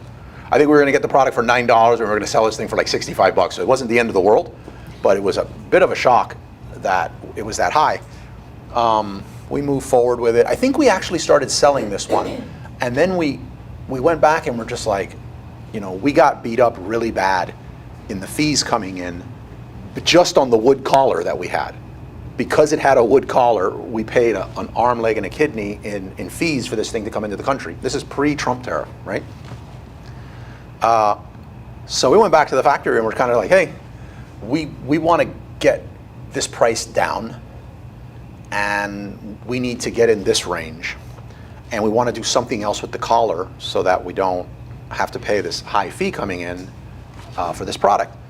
And she's like, well, you're using, I used the most expensive wood we could for this product. And I was like, what do you mean? Like, why would you do that? Like, why would you do this to me, right? And she goes, you asked for it. And I was like, no, I didn't. She goes, yeah, you sent me the product and you said use that wood. And I was like, I had no idea it was the most expensive wood. Come to find out it was. And she goes, you could just use China wood. That's what she called it, China wood. I'm sure there's a different name for it, but I use China wood. And I was like, yeah. Can you show me a picture? It looked better. You couldn't tell the difference. You didn't know what tree this thing came from. You know what I mean? We got China wood. For some reason, there was no tariff on this thing coming into the country now because of what it was made out of. Mind you, China, if you look at the types of things they use China wood for, it's not the highest quality, but this just needed to be a handle that you could grip, not even hold weight. And we went from like the wood we wanted was like $5.50 a collar, which explains why we had that higher price. And now it was down to like 50 cents. Wow. So, yeah. Communication barrier. Yeah, for sure. Speaking of tariffs, I'd also mention, you need to find out what your import code is going to be. Because I recently had a situation where I asked for a quoted price. It looked fantastic, but when I found out there was a 25% import tariff on that, the price didn't look so high after all. So, heads up. All right. One more thing, and then we'll get into the actual topic of the week. By the way, thank you for braving the rain. And everyone's messaging me, like, are we still on? If we're having a tropical storm, I must have missed Rain that. or shine, baby. We're Yeah, here. we're here. This is floating around the web. If any of you are on LinkedIn, there's actually a really good post. We were talking about this on Friday, but now there's a really good post on LinkedIn. John Aspinall from PICFU, who put this together. But I'm not saying you should get into this product. As a matter of fact, I'm saying you should not get into this product. But I'm showing you this because of this is something that's coming down the pipeline in Amazon, so you might want to get ahead of it. And it's when you go to the store, and again, I've seen this, but for some reason it disappears after so much time. But now, this is the path to get there. So you would go to Mary Ruth's, you go to their branded storefront, and then you go to multi-mocktails, and watch what happens. So you're almost in like a Shopify experience now. It doesn't even really look like you're there. But a few other things within here that's pretty powerful. One, finally, your codes that you can use for discounts is put in a prominent spot with a just copy code. Believe it or not, on Amazon, it's been very difficult to get code shared around or to really leverage the promo section of the Amazon platform. It's just, I've never been able to understand that on Amazon. It has to be intentional, in my opinion. I'm imagining like you put the promo in there, they make less per sale, and there's something there that they've made it hard. But if you wanted to track like how many codes were being used in your actual storefront, or if you have a code that you want it to be across all your channels, you now have a spot to do that. Here's another one that I think is just powerful. So they have Discover Wellness that works for you. So this is their particular product. Just apply your product. They need Find My Routine. So if you're familiar with this brand, they want to sell you like this regimen of things that you can use, right? But They need to kind of make it specific to you and what's going on with you. But when you can change this from find my routine to is it compatible? Whatever you think you need to do. Like imagine if you're selling like hyperhidrosis, stuff, but your hyperhidrosis stuff is only like a really good fit for someone that has like an extreme level of it and not really somebody who barely suffers from it. You want to be able to make sure only the people that are right for your product get this, or that you might have different products depending on what level of excessive sweating, hyperhidrosis that you have. So you put that in there, and now it opens up a form field. So this is huge. So you can ask several questions. They're starting with question one. So let's put, are you shopping for adults only or let's put the whole family. So based on what you chose previously, you now have this different logic within your store. So this is really powerful, I think. This is, I'd say, the thing I'm most excited about within Amazon that they've come out with in a long time to really tailor the experience. There's a lot of products that are not a good fit for Amazon because you can't do this. So that they're rolling it out now is really good. Can you go through what happens? Oh, you like this, huh? You're a Mary Ruth fan? Types of wellness are you looking for?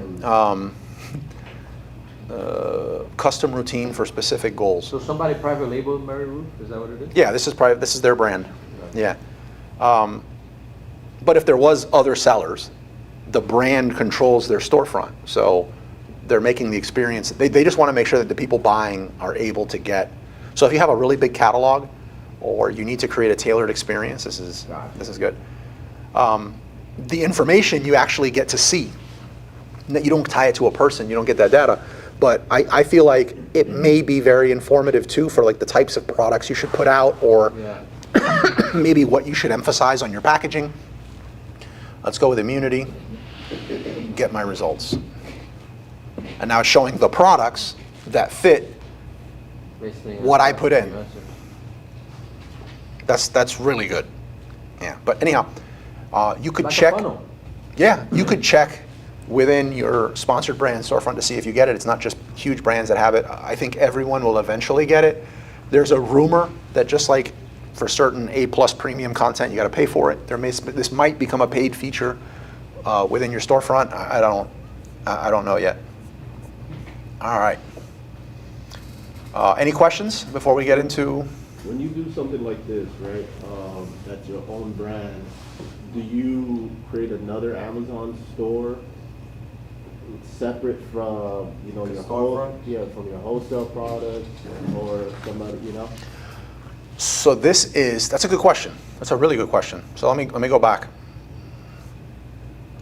Man, I love that you asked that. So there's 14 sellers selling this, right? This particular seller is, do we see their name? Oh, subscribe and save. Let's do one time. So this one's actually Mary Ruth themselves, right? So I'm assuming Mary Ruth only sells Mary Ruth. Right. Let me grab somebody else. You want to see if you choose another seller, will still give you that experience? No, it will. Well, I can't. Yeah, absolutely. I can't switch it that way. So what happens is you as a seller could sell an infinite number of products. Right. And within your seller storefront, Right. you could have arbitrage opportunities, wholesale opportunities you're working on, and then your own brand or brands. The reseller, like if you're reselling Oakley's have their own branded storefront. Right. That's not a seller storefront. Right. So if you were reselling Mary Ruth's, someone could come in here, like I could right now, and click on the Crazy Canary. That is a cool name. I want to see. Right? So I'm now looking at the Crazy Canaries storefront. Right. Right? But within the Crazy Canaries storefront, oh wow, they're big on Mary Ruth. No, I guess not that big. But when I go into one of the products they're selling, that product has its own brand and its own branded storefront. So if you resell 1,000 products, you could be, and assuming there are 1,000 different brands, each one of those brands has their own branded storefront.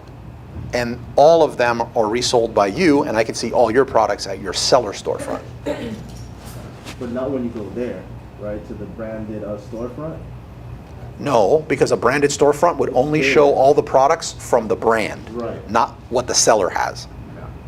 So it's at a brand level versus a seller. The seller level is going to show everything that you sell. Right. The brand is... The brand storefront is only going to show stuff from that brand. Right. Which is cool because it covers everybody that is selling their brand. So it doesn't matter where you come Right. from, So you you- still end up in that page. You're reselling something, it doesn't matter, like the brand controls that experience of the branded That's storefront. pretty cool. It kind of standardizes the experience. Yeah, kind of like, I'm trying not to make this too complicated, is when you're selling a product, say there's 10 people reselling against the same Mary Ruth product, and you are not the brand, you're not Mary Ruth, but you decide you're going to run ads because you want to sneak in a few more sales and you see an opportunity. So you run a sponsored product ad. First, your ad only shows when you have the buy box, because one of the rules is you have to be buy box eligible for your ad to appear. But when somebody clicks on, Defeats the purpose, right? well, not really, because if it didn't happen that way and somebody clicked on the ad and went, you would technically could be paying for an ad Yeah. that somebody else gets the sale on. So imagine if somebody clicked on the ad and they go to a page that shows all the resellers and they're like, man, Crazy Canary, that's a cool name. I'm gonna support that, Yeah. right? So like you could lose it. So your sponsored ad's only gonna run when you have the buy box. That way, when somebody clicks on it, you are the featured merchant and you sell. But let's say I'm Mary Ruth or Mary whatever, and it's me.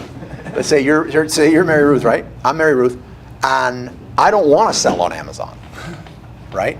I just want to be able to run sponsored brand ads or sponsored display ads. I can run those nonstop and not have the buy box. And if I'm running a sponsored brand ad and you're shopping on Amazon, you could click on that ad, buy from him, but I was running the ad. Because I just want my brand Yeah, you want the to get, exposure. I'm representing the brand. So like, does that make sense? Yeah. Yeah. And those are two different types of ads. Yes. Okay. Bingo. Bingo. All right, let's do this. I'm gonna use the bathroom real quick, and then most importantly, leave my mic here, and then we're gonna start into the next. Careful, live mics in the bathroom are funny. Yeah, we had Nate McAllister come here to present, and he actually did not take his mic off when he went to the bathroom. When I had a job, I had a It guy was that one of the took few we stuff had not, on it was one of the few that we allowed people to watch the stream on, and all of a sudden you see messages putting a new meaning in the word live stream. He was humiliated. He was humiliated. You were there? Huh? Bro, I was in a Zoom one time when I was with the crew, this guy took the dog in front of us, and everybody selling shot. Yeah, you on the cruise, you met him, right? Yeah, the good guy. You want this back up there? That's cool. They fired it. So Mike for that side of the room. Had a monster day yesterday. Yeah. I'm out to LA this week again. Is that your phone? Wednesday. Go to the Gary V. The V con.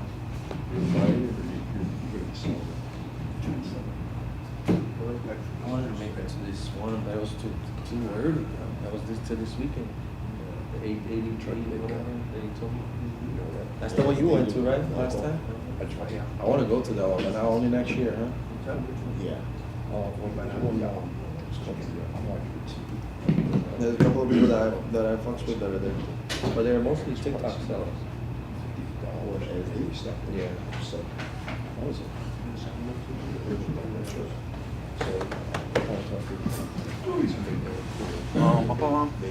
Okay, so I'm gonna stop the screen share because I'm not gonna need it, but just in case we pop back on, I'll.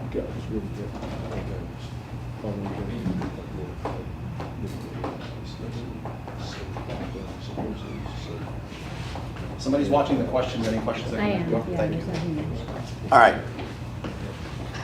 If I start sharing the screen and we get into that, I'll somebody on the stream remind me, and then I still have it set up to where I could pull the screen back up. But for the most part, we shouldn't need it anymore. So what's the best way to do this? Okay. So the topic that we're going to get into is my ChatGPT clickbaity one that I came up with, but master Amazon influencer earnings with strategic brand deals and Creator Connect. So basically, we're going to talk about brand deals and Creator Connect. We're going to get into that. There's not a ton. There's not an hour and a half of that to talk about. So I want to first bring up some new things that I discovered regarding the Amazon Influencer Program. Some cool things that are working with me, some really cool things that some of you have been trying and coming back and giving me feedback on that you're doing really well on, so everyone else can benefit. And all of it is going to tie in to brand deals and Creator Connect, right? Including what it is, in case you don't know. Huh? And the money sitting in there. And the money sitting here. Doing this feels almost like Lamborghini pictures, you know what I mean? The equivalent, which I'm not about, so like I'll explain why that's sitting there.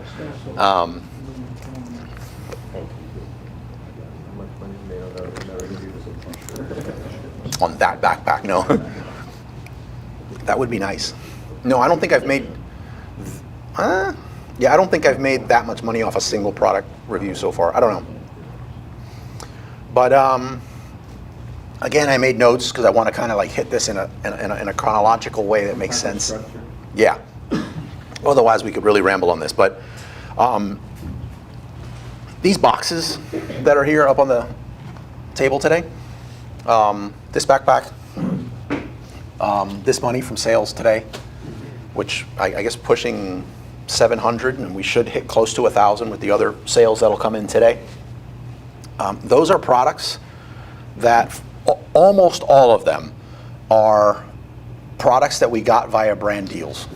And the amount of money that we're making, These shoes too? Which one? These jackets. Are brand deals. That's phenomenal. Anybody here, and by the way, have anything that they're wearing or anything that is a brand deal? Anything? Is that for real? Yeah. That is awesome. Yeah. Creator Connect. Yeah. There's a lot of stuff that we don't sell because my wife keeps it.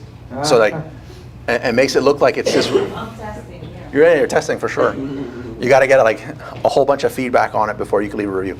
These are brand deals. And again, we're going to get into like what brand deals are because they're not all the same thing. There's a lot of different things that fall under brand deals.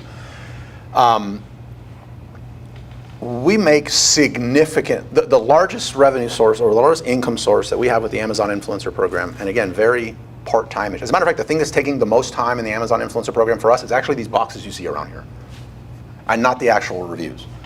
And that's that somebody comes in here, you got to look at it, sometimes you got to open it. So I think soon you're going to see somebody here during Saturdays that might be sitting behind the desk, seriously, and that's just interfacing with these people and like handling some of this stuff online. It's really wild. I don't know the exact number of what we're doing per month because it's been growing every single month, so I don't know what to tell you on average. I will say this month we'll break 8,000 in reselling products, not commissions. Commissions, we sit somewhere between like 2,700 and 3,200 and been stuck there for quite some time. I do have a hack that can get you way past that though, which I'll share with you. But our breakdown roughly right now is about, I keep saying 3K because it's the easiest one to just stick with, but something like 2,800 to 3,200. I think our highest ever was like 3,400. And that's the commissions that Amazon will pay you because somebody looked at your video, happened to be the last video they were on, and they bought the product and then anything else they had in the cart. That's off of how many videos? Off of 600. Yeah. Well, actually 600 plus there's a few other ones now that are like heavily adding to that on a different AIP account, which I'll share why I think that's important in a second. I believe with my other AIP account with a fraction of the reviews, like if done right, 600 to 1,000 reviews, you should be making a lot more than $3,000. Well, I think Tom would be a testament to that, right? Do you share your number? Do you share your number on what you're doing in the AIP? I don't want to put it out there. Yeah, sure. With the whole breakdown, but maybe specifically commissions, because your commissions is impressive. On AIP, I'm probably around $7,500 a month. And, Commissions.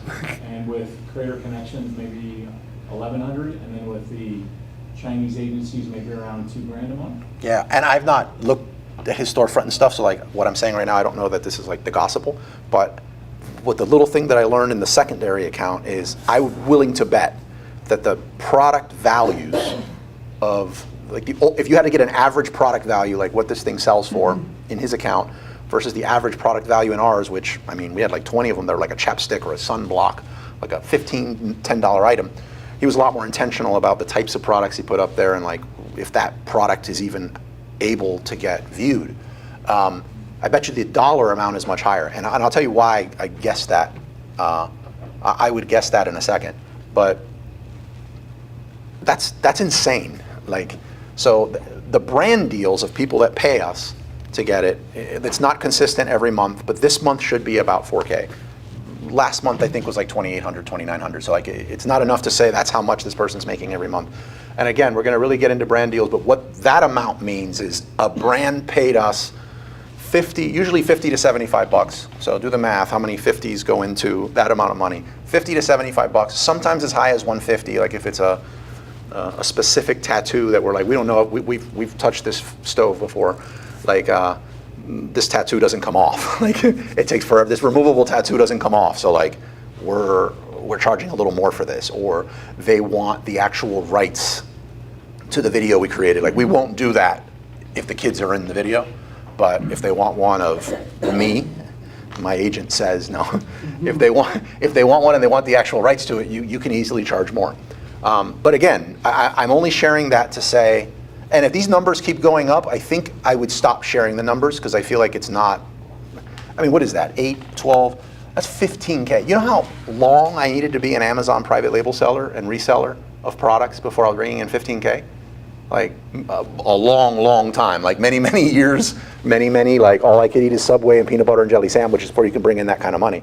So I feel like it gets out of the realm of like now it's just at a stupid level, I feel. And we're not even, again, this is something that is not even being treated as a business, per se. One thing I want to put out here as we go down, and that's what my prompt says to say this now, is, and I know this is becoming a little debatable, but for me, I think this, is true.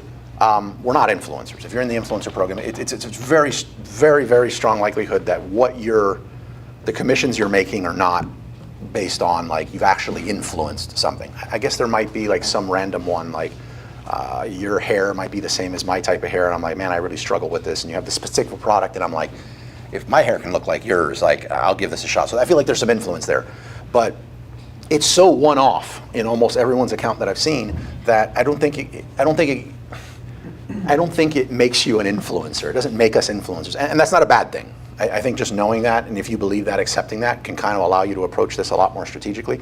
No more than you selling someone on the idea to watch Breaking Bad over Game of Thrones makes you a salesperson, right? That's in the same vein that I'm talking about. Not to say that you can't leverage some of the skills you're getting right now and try to really go in that direction, but almost everybody here, I would say everybody here, I just don't want to like open the floor up for a debate on the subject, is not an influencer like that. Any questions on that so far? Okay. Another thing that I'm seeing and that I really want to get ahead of with this Amazon influencer program, for those of you that are doing it, I've seen a lot of these this is actually the top of the food chain as far as like opportunities for revenue, but what was that? Carmen.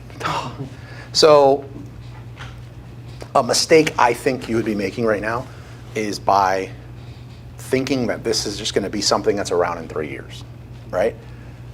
I think it'd be a huge mistake, and you can disagree with me on it. I'm basing this off of all the programs I've seen Amazon ever come out with. The way you're selling now is not the way you make money. The way you were doing it, it changes. The way this program changes is the commissions, which would just make some people not even interested in the program anymore, and the more people that get involved. What I would say is right now, which is what matters, ride this thing and make as much as you absolutely can from it. And what I think you do with that money is important. Most really lucrative side hustles that I know get destroyed because people try to scale them like businesses. This is a side hustle, right? It could be a very lucrative side hustle. Most of you, have talked to me one-on-one about like what's going on with you, and like why you don't do private label or why you don't do X or what's going on. Pay off all your credit cards, right? Take this opportunity to get out of debt, Deploy this money into a different business that can get you like something that is stable, that is yours, that you can grow. Yeah. Somebody has a question. Sure. It says that if you would share your storefront so they can get a better idea of what they're doing wrong. Sure. Let me try to find this first. Let me put this.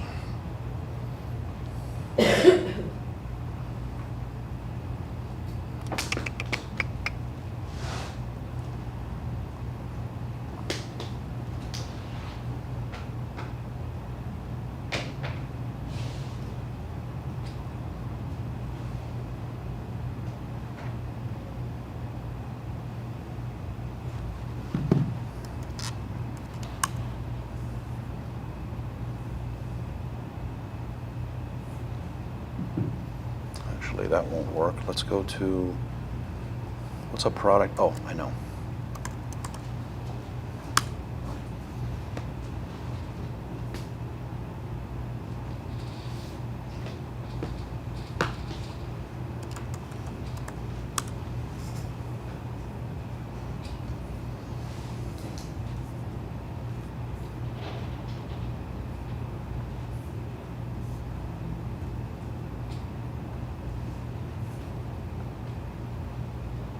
Here.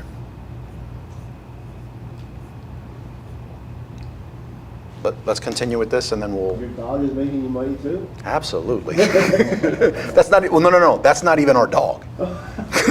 No, it gets better. No. So you don't have to feed it and it's still making you money. Yeah, okay, hold on, let me get back into this. You need to put that screen up on the.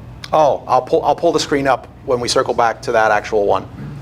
And in the meantime, before we circle back to this, before I put it back on the screen, if there's any specific questions about the storefront you have, we could do it.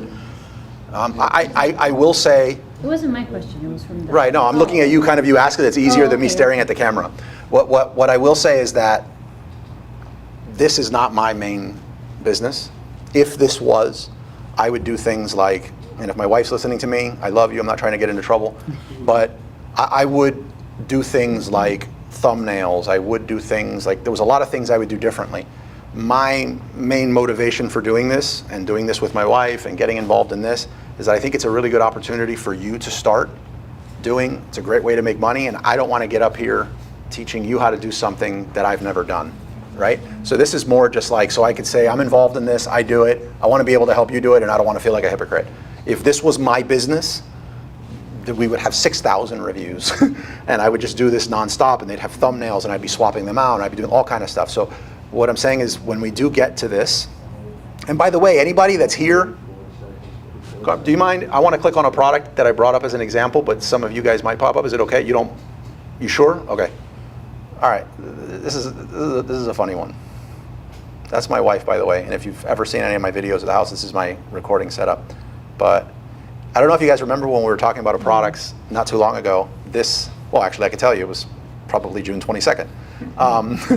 Oh wow, there's still room. There's still one influencer slot left on this. I thought we got it all. Well, that means somebody dropped. Don't let it be me. Did we? Oh, there we go. So, can I do roll call? Do you guys mind? All right. So this is my wife. We talked about this product, and this is, I have not had it, by the way. I don't think I would like it, but you said Lisa actually had it and liked it. Yeah. Okay. So we randomly brought up this product in here, and the commissions were, for me, I was a little surprised when I saw them, and I was kind of like, what? Well, do you remember what it was? About the 12 pack, I think it's like $1.75 or something. $1.75 per, and imagine someone might keep buying this. Like this has a lot of traffic on the listing because of the nature of the product. Right.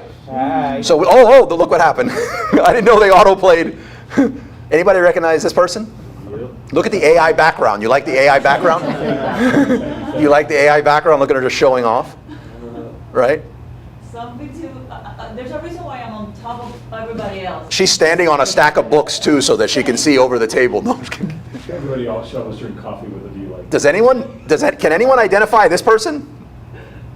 Hold on, won't let me do it. You're kidding. Does she come back? No, that one. I think that's it with them. She does a chugging thing with this at the end. But you'll get to what we're talking. So this My daughter's the next one. Right. Yeah, we'll jump to that one. So if you could, I don't know if she's going to disappear off the screen after this. You know, she's doing the thumbnail technique where you're holding it, taking the snippet of the picture, and then using that as the thumbnail that's showing the product. But hint on this person if she doesn't make an appearance for the rest of this video. Last name is Mays. So, so this person, Her daughter. his daughter, and my wife. So like, who's going to be the fifth one? So we can say everyone on Wizards of Ecom. Everyone on Wizards of Ecom. You getting it? Someone's getting paid. Oh, might as well. You might as well. Yeah, jump on there. I mean, you're not going to compete with the four that are there, but I might be last, but I'll be on there. you'll be on there. I'll tell you one thing looking at this that we recently did. Again, this is more like you should have been doing this from the beginning. My main goal for doing this is not like for this to be my income source, right? But, and I think Tom actually was a big proponent of this, or I don't know where Tom actually heard it, was these little emojis that you add in the front and the back. My wife gave me actually all kind of hell when I add this. I was like, can you please add the emojis? We've been talking about this forever, can you just please add the emojis?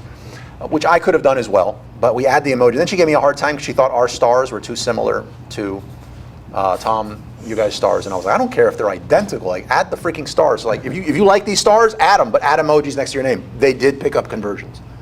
I think, and they don't give you this kind of data, but I think it's more. Wow, this thing autoplays. I had no idea they just continued to autoplay. I've never stayed this long on a page. But But now that you're there, can you like it? Since we're here. sure, Well, I mean, why not? who he only likes his money. Well, You know, you already have 3. I got to compete with you. Like, no, 2. Carmen has the most. Is there like a thumbs up mafia that I don't know about? Because the thumbs up mafia is not extending to mine. No, I'll give you guys a thumbs You up. got a farm in China somewhere. There you go. There you go. So how long? They're Amazon asking will if you'll keep share the your video up there? screen, Carlos. I guess we are going to share screen. How long will your? No, I don't know. I have some suspicions that I'm trying to prove. Chad wants the link for it. Oh yeah. So I have some suspicions on that in a second, but and for those of you that don't know our resident super influencer, this is Carmen, watching from the stream. How long? If there's no other one, if there's nobody else there, you're going to be there, and it seems like you're going to be there across the board. And the reason I say across the board is I'm seeing these amazing people here on this product. There is a really good, and there's only 4 here, but let's say we had the full battery of 5 and there was a total of 10 that were submitted. There's a really good chance that depending on where you're located viewing this, you may see a different mix of who's there. So just because there is 5, you add a video, you might see you're getting sales and you're like, how is that possible? My suspicion, and that I'm trying to back it up with, is it has to do with conversions. It would make all the sense in the world because kind of like Amazon's built that way. So the thumbs up may act like social proof and give a signal to Amazon. So I think that could help. But basically, if what I'm saying is true, the person here that is getting the most sales from the influencer video right now would be Carmen, or Carmina, which we should all start calling her now. Carmina. artistic. Uh-huh. Artistic. Yeah, so if what I'm thinking is correct, the person that has made the most conversions Ends up on the top. ends up on the top. And then it's going in that order, which would put us last. So, Y'all better get to work. we gotta get to work, yeah. You gotta But there's get- also a thumbs up mafia that I haven't been privy to, right? Now, it seems like they're all thumbing up their stuff, but not, whatever. I'm down with a little competition. So you guys can see the screen. If you guys get, by the way, you guys watching on the stream, if you get bored looking at the stream, let me know, because I'm really not gonna be pointing to a lot of things here on the stream. And for the person that asked, this was our storefront, Giselle and Carlos. I don't think you should look at my storefront, or this is one of my storefronts that has the most videos by far, but I don't think you should look at my storefront as this is something that you should try to copy and do. This is not my main business. This is not where I put all my love and attention. So what do you mean by adding emojis? I guess that. Oh yeah, And the name. cool. We'll go back to this one. Or do I have another one that? Oh, you know what? Here, look at this. We're making about $10 a day off this. This is so stupid. This is so stupid. This really is so stupid. I know, I just feel like sometimes when we get paid these commissions, I'm like, I'm about to get caught. Like, that's it, I'm about to get, this is cheating, right? But this is so stupid. Does anyone know what brand this is? No. Can you scroll down? It'll say, there it is, Christopher. Hey, we make, it's a $109 product. It probably pays 4%, right, since it's furnished. So look, this is not our house. We don't own that chair. Well, was that from the? It was from the Airbnb. It was from the Airbnb searching. It was from the Airbnb, and my wife's like, again, anytime I've done a video, which as you can see from here is not that often, but anytime I do a video, I'm sitting there and I'm talking. My wife will do that too, but for this thing that we're doing, again, this thing's doing like $10+ a day. Carlos, show them a video with the carousel and show them how the emojis look versus another person's video that doesn't have the emoji, and that's why conversions help. Yeah, let me see if this particular one does that.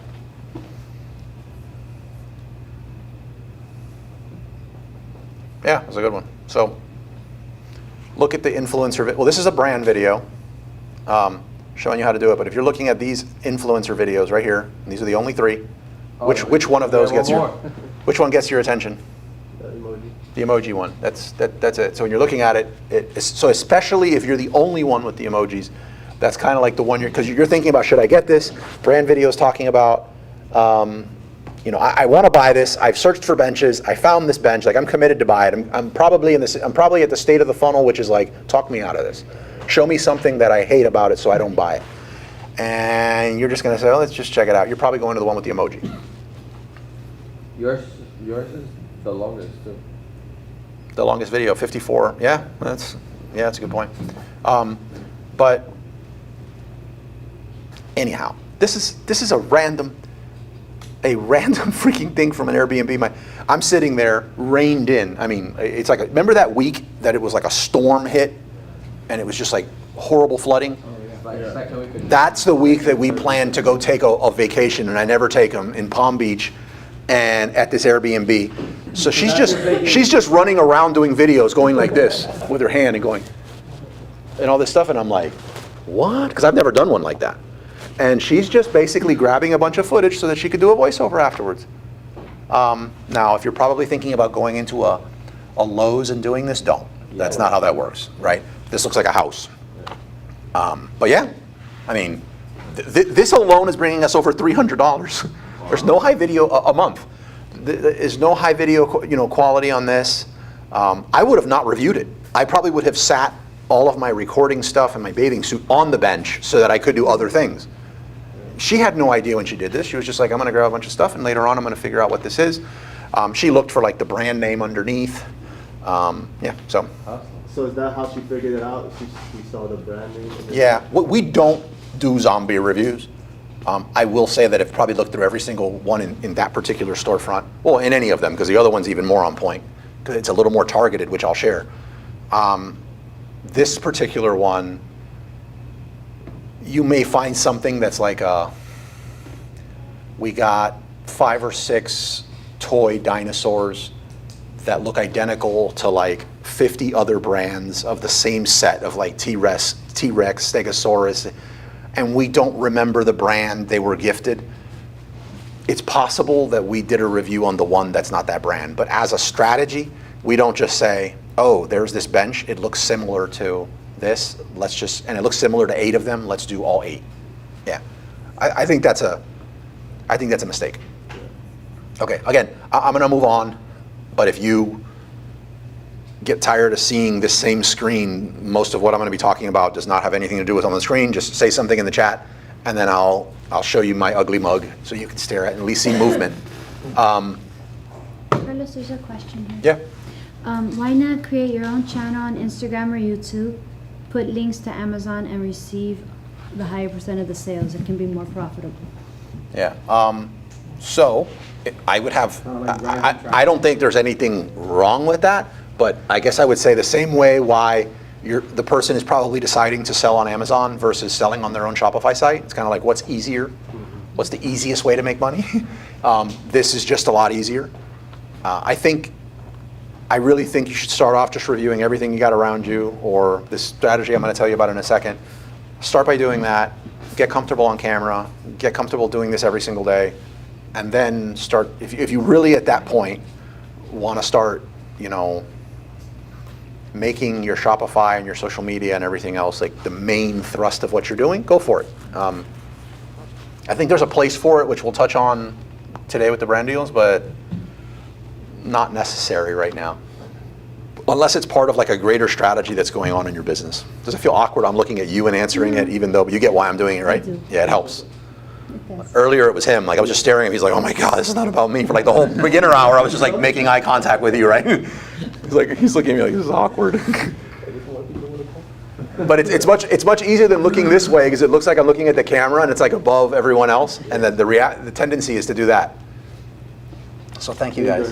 Thank you for letting me use you. All right. So most side hustles, getting back to this is what I think you should treat this as a side hustle at first. And it could stay a side hustle. If you decide you want to scale it, fine. I'm not saying it can't be turned into some business and you want to be an influencer and this is something you want to do in 10 years. On the contrary, I'm the type of person that says you can do anything. Let's figure this thing out, right? I'm just saying, like, it's pretty safe to say that we're not influencers, right?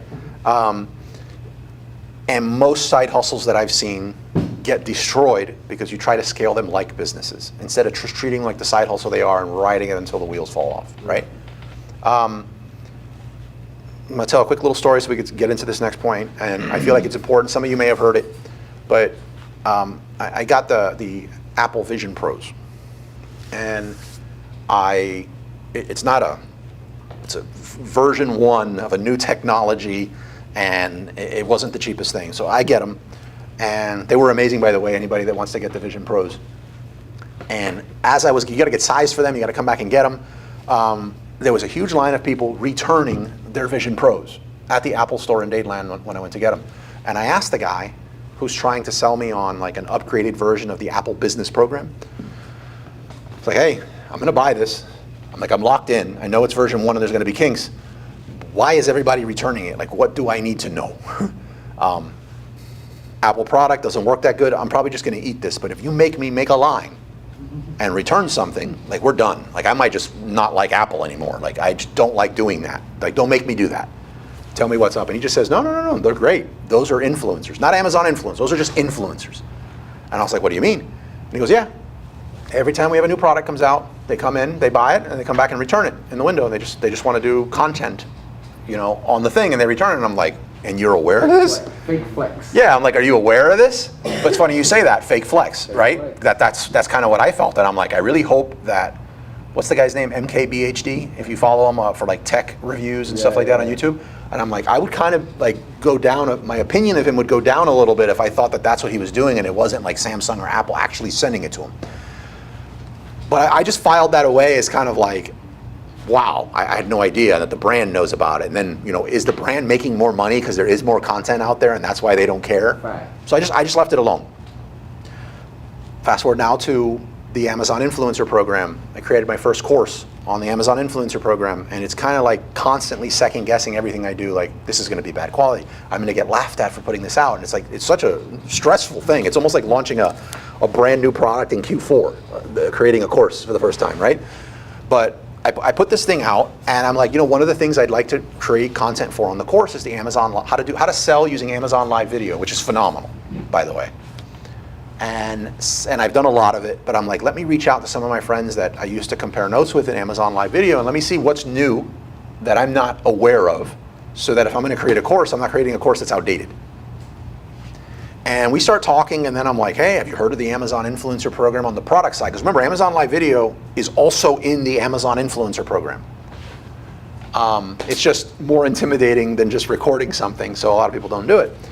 And he's like, yeah, we're doing like $60K a month. And I'm like, what?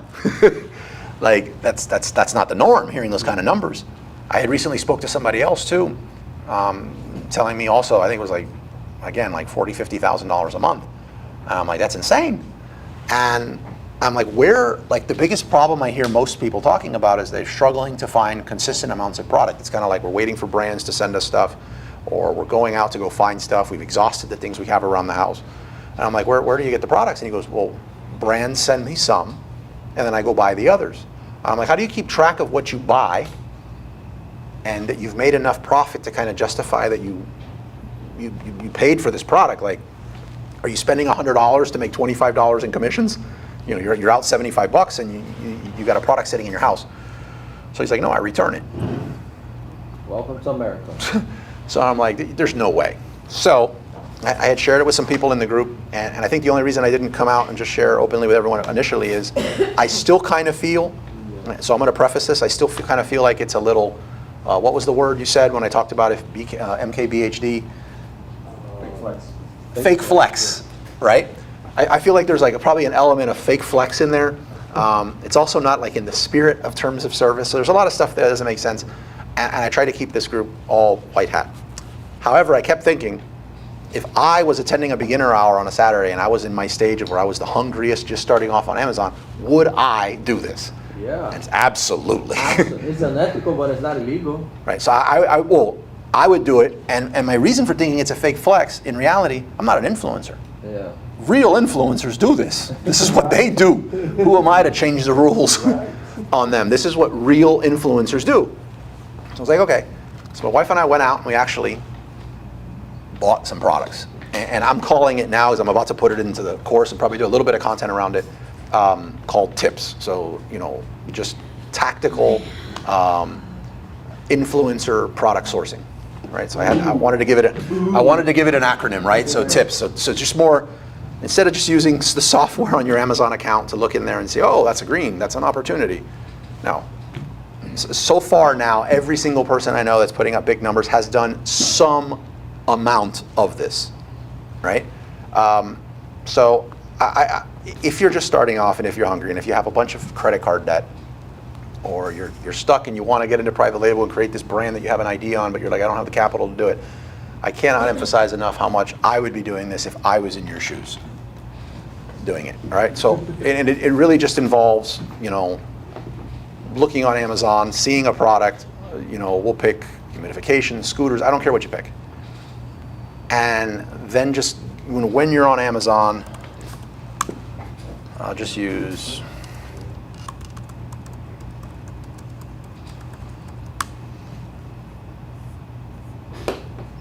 just get this slider, the one you'd probably never use, right? And just drag it the other way. just drag it the other way. You can go as high as you want, but maybe 2K. Carlos, those influencers were doing that outside of Amazon, right? Yeah. I don't know that they were doing. I don't know. I mean, they have Amazon influencer accounts. Yeah. I don't know any influencer that does product review videos in 2024 who's not making money probably the easiest way possible in the Amazon influencer program. Yeah, they just probably wouldn't want to risk it, right? They'd go to Walmart or somewhere else that. What do you mean? They wouldn't want to like buy the products on Amazon and then return them to Amazon. You can't do that. No, exactly. Right. Yeah. You can't do it on the platform, Yeah. right? But I would then just go in there, look at this product, get past the ads. Oh, Segway 9 bot. And I'd be like, I don't know if this one will do it. I'm going to just go here. I'm going to put Segway 9 bot near me. And then just glance and be like, oh, Best Buy. Anybody know where a Best Buy is? You know, is there an open slot? And just do it. I did this for a few. I'm not doing it anymore. So I'm trying to be as transparent as possible here, only because I don't have the time to be running around and doing this. This is something I meant to share in the beginner hour, and I feel like it's good to know as we go through and start getting into brand deals today on today's topic. If you're in that situation in the beginner hour and you're trying to rapidly scale this, just do that. And do the products you have around the house and get into some of this brand deal stuff. But don't not do this because you're like, I'm only making, some of you have come back and said, I have 200 products and I'm making $86, you know, a month. Like, this isn't working, but I hear everybody else talking about how they're making all this, you know, money, but I'm not. I'm done on that. So like, let's get into different stuff. So wanted to share that. So anyhow, the acronym I'm giving it is something, I'm calling it TIPS. So Tactical Influencer Product Sourcing. All right, Brilliant. you like it? Brilliant. Thank ChatGPT for that. I'm like, give me a real word that we could use as an acronym that describes, and I gave him a paragraph, and I'm like, now we got the tips. Now we got time to put out a course on tips. Okay. All right, we'll get into this brand deal stuff. And by the way, white hat, gray hat, black hat, whichever one of those you think it is, you're right. I'm not going to debate it. I could argue this as a white hat, I could argue it as black hat, I could argue it as gray hat. I did it to prove it because I didn't want to come in here and tell you you should go do this to pay your credit card debts and see that it worked. It worked. The other Amazon influencer account that we have that has a handful of videos is making a meaningful percentage of influencer commission compared to my main one, like with a handful of videos. So. Well, it's because you chose higher priced products? I tactically You chose. instead of having it like for everything. Yeah. Did you use like low-hanging fruit? I did, just so that I could look at the computer and say, oh, there's an opportunity there. And then I was just like, I'm not gonna, anything that has like a Chinese brand name probably is not, nothing against the Chinese, but it's probably not sold also in a local big box retail store. You could order it and have it delivered. I don't think there's anything wrong. Like maybe you don't want to go to the stores, you just want to order it and have it shipped to you. But if you see there's one influencer slot, I also don't want to order it and that slot get taken up before. So whatever works for you. Again, that's not the top. What's the name of the app again that shows you the green, red, and... There's a lot of them. So Fluencer Fruit, who's the person who spoke here recently. And that tells you which video, right? Like a Lowest hanging fruit. The other one that I always call Spies On, but they changed their name to, I think, SPX. Oh, yeah. Right, I so don't know if there's any influencer slots left over. awesome. So let's, if you don't want to use any software, you first want to just glance and see that there is a video here. There needs to be a brand video. And then the easiest way if you want to scale this fast, this is not like the only way, is just look to see if there's less than 5 influencer videos here. There would be 5, in this case there's only 3. If you wanted to use this, 5 are allowed? no, you could put more, Right. but in that slot. And if you're trying to ramp this up quickly, I would say if you're going to pick your battles on which ones you're going to review, just see if you can get it here. If you got a bunch of stuff you can review, there's like 15 other slots where you can get stuff. I have a question. Let's say hypothetically you and your wife share an account, right? Yeah. I know that individually you can make your own accounts, but let's say you both want to do the Khalifa cold brew. Is that allowed? Like you each have your own version of the same product? I don't know, and I haven't seen clarification on that in any of the rules. I would say no, you shouldn't, just because it's probably the same cold brew that you had at that house. It's doubtful that you bought different ones. And Amazon has rules with separate seller accounts on the seller side that you can't sell the same products on both accounts. So just assuming that the logic they use to apply that probably applies across all their stuff. So it's like just applying to me what I think is some logic, that's what I reach. But the rules don't say anything either way. Yeah. Did I answer that? You said something about if you don't want to use software. If you don't want to use software, you could just do it manually like I just did. But there is software. Yeah, there is. Totally. So let's put, What was the first one you mentioned earlier, Carlos? What did you say? Spies On, lowest hanging fruit? Influencer Fruit. Influencer fruit? Yep. I've never heard of that. That's the person that came and presented recently that Carmen got us hooked up with. So give it a second to load. You'll see here's the software. So it'll start populating yellow, red, Oh, but that one's not. or green. That one's, lowest hanging fruit. This one's lowest hanging. Well, Fluencer Fruit does the same thing. Oh, okay. What are the colors? Red don't. I really don't use these. Yellow, I have no freaking idea. But Go for the green. Go for the green. yeah, I just glanced at the green. Anyone have clarification on what the yellow box means? It's a baby. Yeah, is it like, It's a baby. it makes you Like look? Baby, there's maybe I'm like, yellow is like, the only thing I've been able to see looking at the yellows, I mean, I could look it up and see, is maybe that I've noticed that the ones that have yellow seem to be the ones that have the lowest commission possible on it, that there's an opportunity and they have low commission. But does anyone know what the yellow means versus the red or the green? I don't use that Everything is one. yellow, though. What's the? No, some of No, them- no, there's red and there's green. Yeah. Right. green is I just looked at the green. I found opportunity with yellows, but you gotta kind of study it a little bit and see like. That's the take I got from it, but I don't know that's how they've decided it. I don't know if it's an error in reading or what, but if you're looking at this green one, it's just saying, there is a brand video available, so the listing's unlocked. There's one open influencer slot, and there's 4 influencer videos, so that means It just gives you a visual, but you could do that same thing manually. Like, I don't think you should pay for any of these until you're making some money with it. And so, if there's a brand video up, that means that there's automatically space put in. Well, if there's no brand video up, no influencer videos are visible unless it's in the book category. What if you see a brand video, but there's nothing else other than one? Then then it would show 5 open influencer slots. Not always. I think we were talking that sometimes you'll find certain brands that are like big brands that may not leave that open for.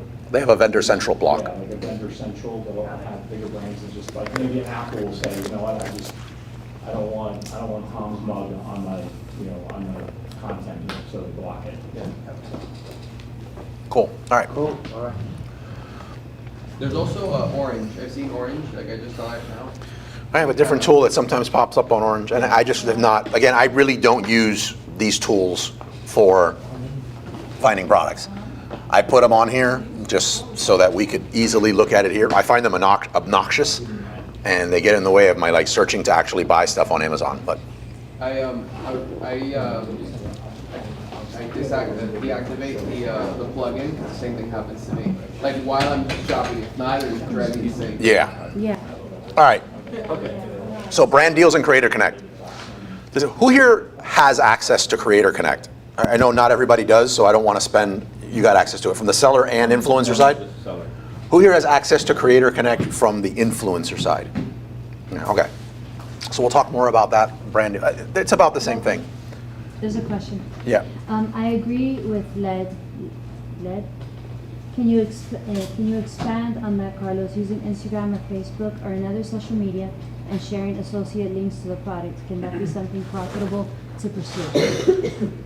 If you have traffic on a web page, if you have traffic, yes, it does make sense to leverage Amazon associates or influencer links to make money.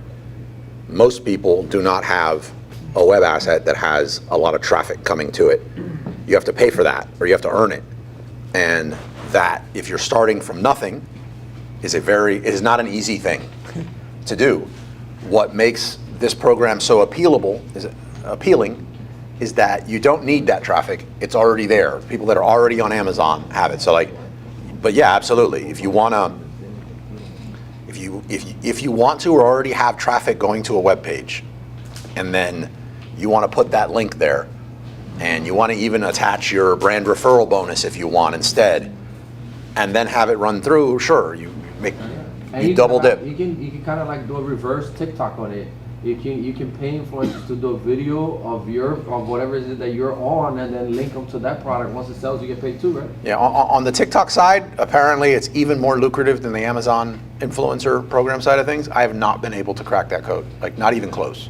If you're the product seller, how do you gauge whether or not you're benefiting from the influencer videos? I would say that you're benefiting as long as it's not a video that is sabotaging or talking bad about your listing. Because the fact that it's full of videos that are not talking negative about your product, that means you've used up the real estate, your listing looks better. So there's no downside. Is Amazon taking the commission? Out of their side, out of their cut. You don't pay anything extra. You don't lose anything. Unless you're the brand using Creator Connect and you're saying, I'm willing to pay a higher commission to those influencers that do get sales doing it. But all right. I feel like since a lot of you are not in Creator Connect, I'm going to spend more time on the brand deal side. And a lot of the ways to succeed on one, in my opinion, are the same in the other. So let's say, well, I'm going to pick on you, Andres, I guess. You have salsa dance shoes that you want to sell. We're not doing that. You have salsa dance shoes you want to sell, and you've decided that you want to get or you're open to, or you're looking for influencers to get you sales for your salsa dance shoes. And I reach out to you, you don't know me. And I reach out to you and said, hey, I'll do a video if you send me a free pair of shoes. If you pay for the shipping and the product to come to me, are you just gonna send the product? Or are you gonna have other questions? Yeah, I'm gonna find out who they are. Who they are, meaning? credibility. Like, do they dance? Identify with a brand. Do they dance? You know, nowadays, like, again, I love everyone equally. Are they identifying as something that is representative of your brand? Like, you know, let's face it, like, you don't want just anybody, you know, wearing your product. Do they know anything about dancing? Do they have anything in a dance floor? Like, do they have access to an environment, right? Now, if I went to you and I said, I own a bunch of dance studios, I met my wife through dancing salsa, I've been dancing for X amount of years, here's a link to our Instagram that shows you how we go out all the time, dancing salsa on all these different live bands, here's a link to my social, here's a link to my web, all these different assets that show not just this week, but for quite some time, I'm actually involved in this thing. And I send that to you, and I want to create content and tell my friends about your dance shoes. Now would you send me the shoes? Absolutely. No brainer. Brand deals are as simple as that. I mean, that's literally everything. And we're going to expand on it a lot more, but it is literally that. We don't, well, I'm sure if we went after certain products and asked the brand to be able to let us get that product in exchange for a review, I'm sure if we went for certain products, we could get told no, but we don't get told no. Like, we're at almost 100% yeses, and we leverage what we have to be able to do it. So here are a few main ways of where you get products. If you want to get free products, you either have to create like avatar quality like videos is one way. The quality of your video is so flipping amazing that the brand's like, I don't care. I want a quality video like that. And if they're willing to do it for free, I'd be willing to pay a lot of money to get it. And if they're just willing to do it, then I'll do it. So most of us don't have that skill set. But quality of video. The other one is the network and what that person's around. So if I'm into all this dancing stuff and I have, you know, I'm obviously in the scene and I have a community or a network of people that are for that topic, that are relevant to that specific topic of dance shoes, you're going to want to do that. Most of us don't have that. We don't have a built-in community that's there. The final one, and this is the one that's most important for most of us, is assets. And those assets are, if somebody has a bunch of products, and it's a huge market that have to do with classrooms and teaching and stuff like that. The fact that you can come out there and say, maybe, hey, I'm a teacher and I have a classroom and I want to put this thing in my classroom is huge. If you're trying to get garage products and you have a garage, having a garage, a balcony, a social media channel, do you have a meetup group? Do you have a meetup group about knitting? Well, you know what? Point to the fact that you have a big community and you're into this. So basically show people that I put some other examples too of like types of assets, like garage, do you have a Jeep, a garden, a pool, kids, are you young, are you old? What types of hobbies do you have? Do you have a bar in the house, like a nice bar? I mean, these are all different things that, or one, Tom got like a really nice pool table and like a billiards area. You know what? That opens up that whole category. Now, if I reached out and I wanted to get a nice product for a pool table, I think before the person sent me the free product, they'd want to know if I even had access to a pool table, right? So I would make a list, because some of you, when I've talked to you and I've said this, you're like, I don't have anything. Like, I don't have any assets. I live in this tiny little thing, and I don't want to show my closet and my whatever in the background. And after asking you a few things, I realized that you actually have a bunch of assets. Remember, it does not have to be where you actually lay your head down at night. There's someone in the group who corrected me, because I kept referring to, because I've been to Tom's house before. He's got a nice house, got a nice pool, and he gave an example about a pool product he got a hold of that was really nice and had a good commission. And I kept saying, man, if somebody came to me with a really nice pool product, I'd probably point them over to Tom, you know? And if he got somebody that reached out, had something that wants a dog that sheds a lot, like a Siberian Husky, and he knows I have one, he might send it to me, or I might do something like that and be like, no, but you can go talk to so-and-so. And the person came to me and corrected me and says, why would you turn down the pool products? And I was like, I don't have a pool. And he goes, oh, I do really well on pool products. There's a public pool in my community. And I was like, oh. So, you know, if there's a product that requires the beach, you don't have to own a beach, you just have to go to the beach. You have access to a public pool. So like, think about, it doesn't have to be an owned asset that you have. The majority of yeses that we get for products fall either because we say we have a YouTube channel, which is the plaque over there for our kids. So anything in the toy category, anything that's kid related, we get. The other one is that we use a lot, and I think this one's important to mention. We have this app. We have this app that we link to called Miami Moms that we own. There hasn't been content posted on this app since May of 2024. But the fact, they're not checking to see how current our content is on the app or whatever. The website, the .com, has got like a placeholder page. But if there's anything that we can even remotely tie in the conversation and say that's mom related, we show the actual app to Miami Moms. Anything that's office related, like nice office stuff or stuff that can like enhance the work environment and make you work a little more efficient, I use Wizards of Ecom. I use the fact that I point to I have businesses, and you get yeses. So the worst thing you can do that's just shooting yourself in the foot is going to these brands and just seeing how many free products can I ask for, and not pitch yourself in the correct way, like you actually cared about getting the products. Because if you do, they're almost all yeses. You know, be ready to answer if you're asking for a product, you know, that is for garages, that you could show them a garage. And if you can point to actual videos that you've done of a garage, even better. I'm not saying you shouldn't ask for products that are outside of stuff that you have assets for, but just be ready. Don't get discouraged if you get a bunch of no's if they're not. So we use, like I just mentioned, I'll use the Wizards of Ecom domain. I'll use the Miami Moms. I'll use the Angelina and Carlos. I'll use all their different social medias. If you don't have those, create them. Create a quick little landing page. You don't get fancy. You could use WordPress. You could use, I'm putting something on. GoDaddy has good templates like you. Absolutely. Go use a GoDaddy template. Don't think about, yep. I have a question. Do you do the same thing with Creator Connect? Yeah, it's pretty much the same thing. You just, when you're reaching out to someone on Creator Connect, again, we really don't get told no. If you just pitch yourself right and the product you're asking for, you can kind of like intelligently show or say that you're relevant to, like that you're into that product and you're not a freebie seeker. And so you review that product and then you sell it. Is that what these are?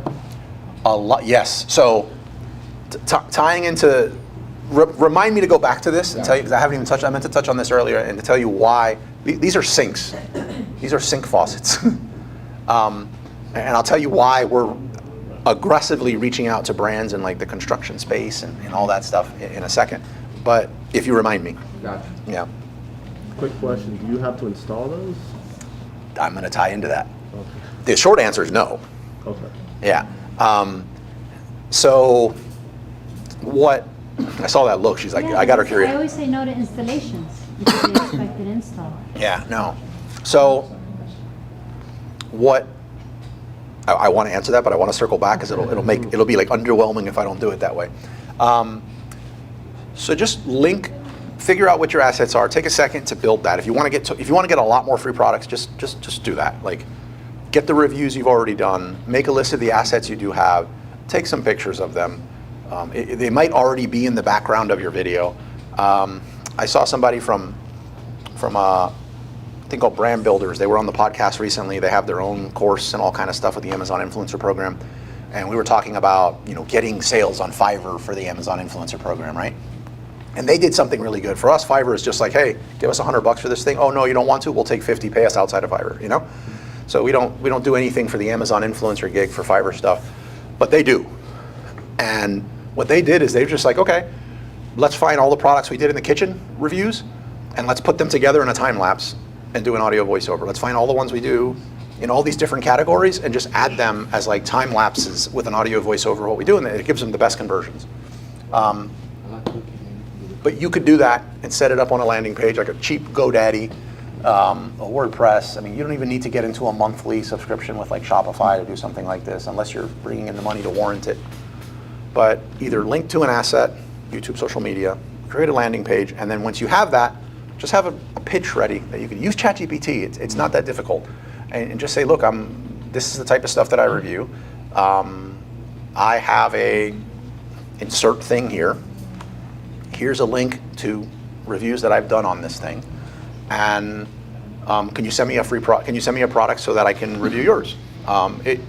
in my opinion, this is, in my belief, this is going to translate into more sales for you, as people will convert better when they see a product actually being used by someone who's into that product. That's it. There's nothing else you need to do. If you don't do that though, you just reach out for free products, again, you're going to get told no a lot. Yeah, but you have a lot of experience in the influencer space. Like, what would you, do you see that? Like, people reach out and just ask for freebies? The biggest problem with the influencer world as a whole, like I've been doing that since like 2018. I've been very involved in it, and like there's a very negative perception of influencers in the eyes of like brands, and the reason being that they know it's something that works and it has potential. It doesn't always work, but assuming that it works, it has a tremendous potential to impact their brand. But one thing that always upsets a brand is inconsistency. So they hired the influencer for X number of dollars, they didn't deliver on time, they didn't deliver the content, they had them come to your establishment, your restaurant, stay at your hotel, didn't deliver the content until 3 months later. Sometimes they didn't even deliver it. So that's, I would say, very important, just to be consistent, and that way you'll probably get more opportunity that way as an influencer. For sure. That's my recommendation. So the main way to get yeses with brands is either your quality of your video is just out of this world. Most people don't have it. Relationship, you have a relationship.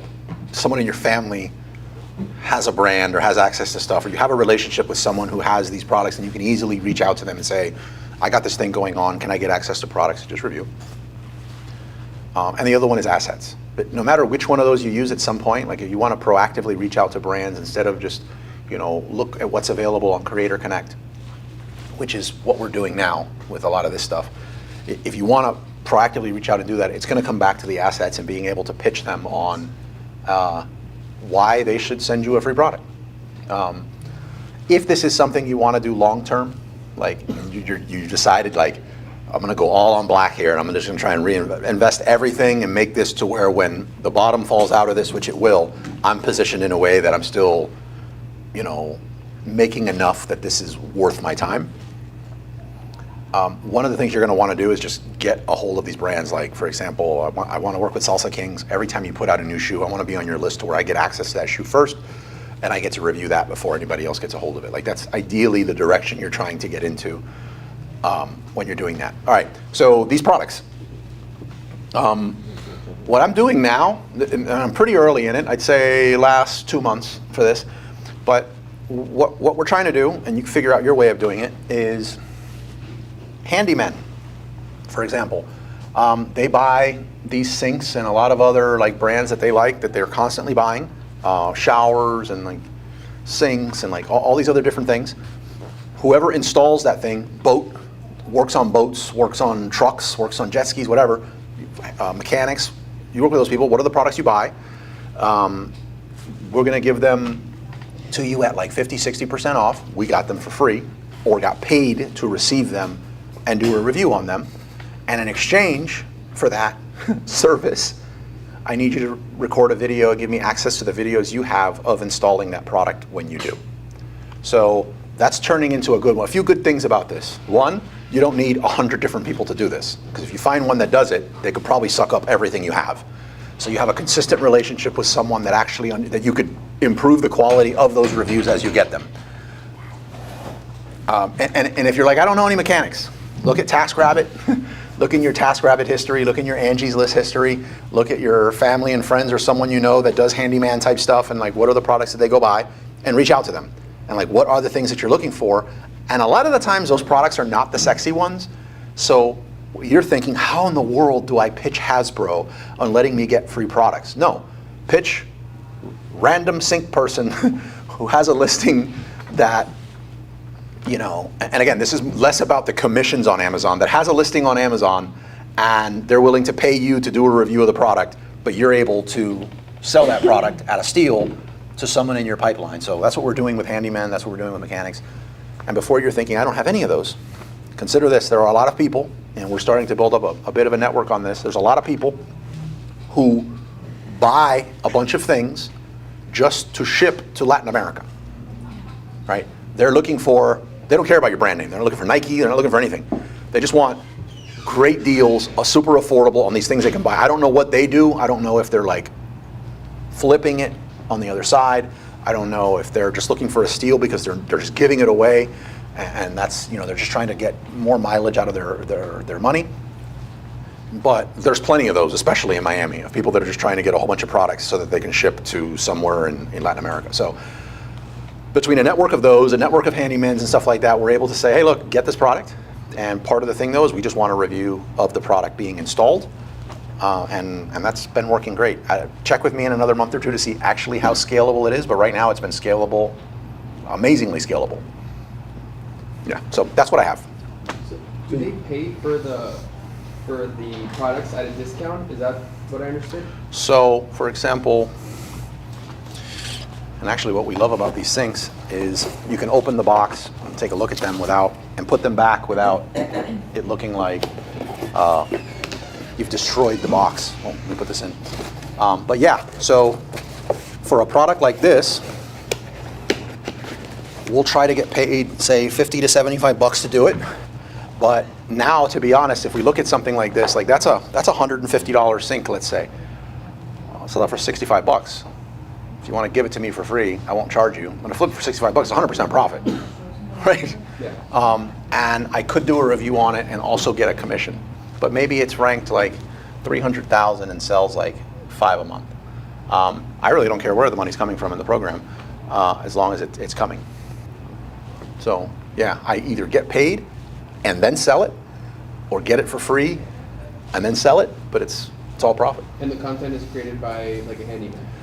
Some of it is, yeah. Some of it is. And some of them, you know what I'm finding with a lot of these, like when we reach out to them and they're like, oh, we saw your product on Amazon, you know, I am trying to sneak in on the services side and see, like, while I'm on the call, why don't I try to like close this with them? But what I'm finding with some of them is they have no value in having the video on Amazon. Like, it's very difficult to convince them why having a video of an influencer using their product on Amazon is valuable. They want the video so that they can use it on their website.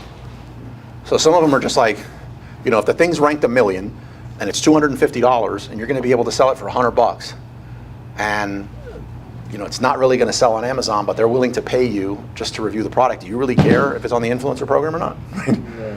Right. So that's.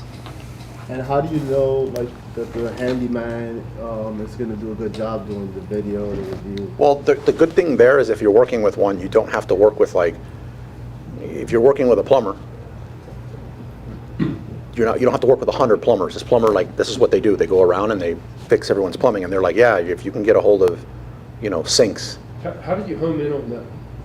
That totally by accident. So the first few we got, and we're like, oh, kid kitchens. You know, we get reached out to a lot for like these kitchen play sets for kids and like all this other stuff because of the kids we have and the channel we have, and also we get reached out to a lot, and we're like, wow, when we get these and when we list them, they fly online. They last only a couple days, and people are buying them. So we're like, oh, this must be a hot product that people sell online. We noticed that these sinks and these shower heads and all this other stuff was also just, we couldn't keep it in stock. So it was more off of like what we were seeing that was selling, and then we were like, well, why don't we reverse this? Instead of just going after these name brand things and trying to find someone that has one influencer slot that's open so that the money, my main thrust is the commissions that I make off of the sale on Amazon, why not focus the majority of the effort on, why not let that be the icing? Why not focus the effort on the money being made be what they're paying me to do it, or what the resale value of the product would be? And that's what's worked. But you would say that that's after doing everything you can. It's you have an established page, which is basically granted you the right to do that, right? Right. So there's an order to that. Right. Okay. Yeah. I mean, you technically, to be honest, I think a lot of these would say yes, even if you didn't have a page. And the majority of the time, like for example, none of the assets that I just mentioned scream, let us get. Like, why would a bunch of sink and shower people out of any of the Wizards of Ecom, Angelina and Carlos, or Miami Moms, like, why would they send those products? So you got to get creative on it. How we get creative on that is we're full of nothing but moms on Miami Moms, and all these moms, they have houses and they're trying to save a few bucks, and they got a handyman that's coming over and they got a specific shower head or a specific sink that they want. So we made that fit. That wasn't we didn't create a social media or a web page. It's like, we're Construction Supply Depot of Miami, and we didn't do that. We just made it fit. We just got creative and wanted it to work. And with that in mind, you can get almost anything to work. Also remember, Miami Moms hasn't had a post on it since May. And the site, the domain itself, the .com, is not even visible. So like, it's just the fact that we're pointing to an app. Yeah, so recapping a little bit on the brand deals, you either have a relationship with a brand already, which again, most people are not. But if you do have that relationship, or you have a friend with, if you have a connection, if you have a relationship with someone who has a relationship, you can try to maximize that. Quality of video. Most people don't have that, but if you can create some avatar-like quality video, you could definitely get a lot more yeses regardless of the niche because of the skills that you have with video. And then the final one is assets. And the assets is, like I said, whatever you have access to, but you need to communicate that. So you can use social media, you can use a landing page, you could use a cheap GoDaddy page. There's this other thing called stand pages. I don't know if you've ever heard of these things, stand pages, that are like, I think they're like $1 a month to have, and they kind of operate like a link tree type of thing that you would see on Instagram. But just put those assets there, and then as you're reviewing products, add them. Remember, you could start with the products you already have around you. Just record them and add them to the page, and now use that page to pitch. Link to it when you're in Creator Connect and you're reaching out to brands. Link to it when you're proactively reaching out to brands on your own, and just say, hey, look, this is what I'm into. This is the types of things that I review. And if the assets you have are a lot of cool stuff around the house, maybe don't go out there and try to get Tesla accessories.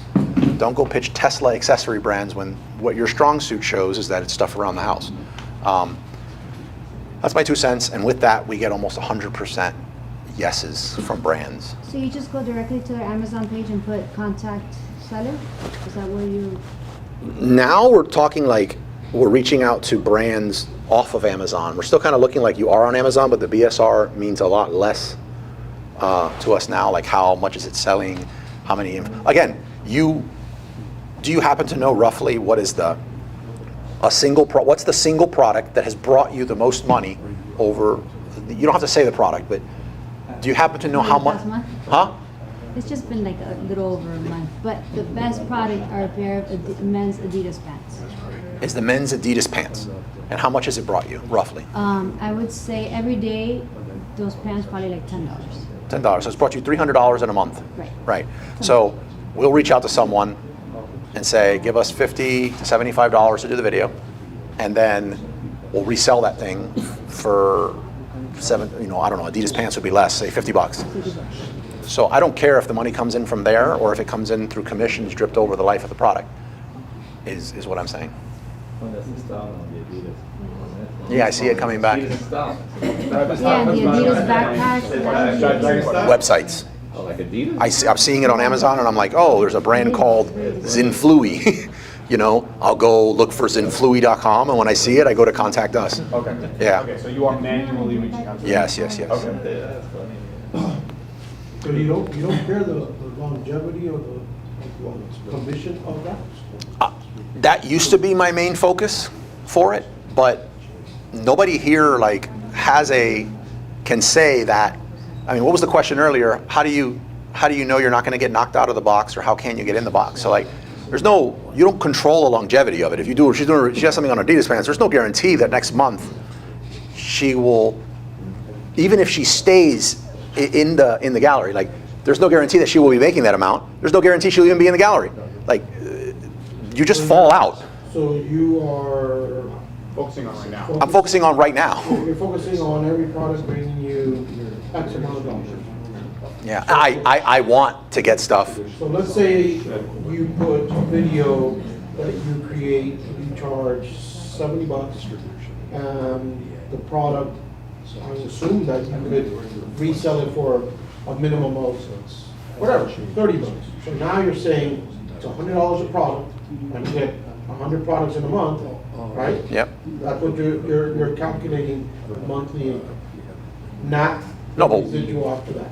So what we're doing in total right now, to give you the breakdown, is the commissions, the actual commissions we're doing off Amazon is one of our lowest revenue sources from the program. And I'm just calling it 3K again, because you weren't here earlier, it could be 2,800 to 3,400 was our highest, and that was for 1 month. But let's just call it 3K. But when you. Our next one is roughly, 4K, and it is That's people just pay. making video. No, that's people paying us $50 to $75 Per video. to do the video, And or then more. And then you get that product, But- and you sell it as well. Correct. So that's a resale, Cor- other income. Well, not everything gets resold, but the majority of it, looking at it, is like we're just looking for products that can be a possibility. Right. You might be able to resell a plush rabbit, but what are you going to get for that, right? So that's 3K, then 4K, but we're blowing past 8K now in a month on the reselling of the product. So, yeah, I love the idea of just doing a bunch of super convenient products and just having this commission that lasts forever and the longevity, like you said. But in reality, there is no control over the longevity. At some point, as a matter of fact, it doesn't matter if your products are there, the commissions are going to fall out, right? So, yeah, I feel like it's the data showing me. So you can look at it more of a service business, or doing video reviews. That's what it is. Yeah, that's exactly what it is. You're saying you're Yeah, not- there's people. Some people are getting too caught up in this whole influencer thing. I'm an influencer thing about it. It's not. It is a service-based business that does reviews for videos. That's it.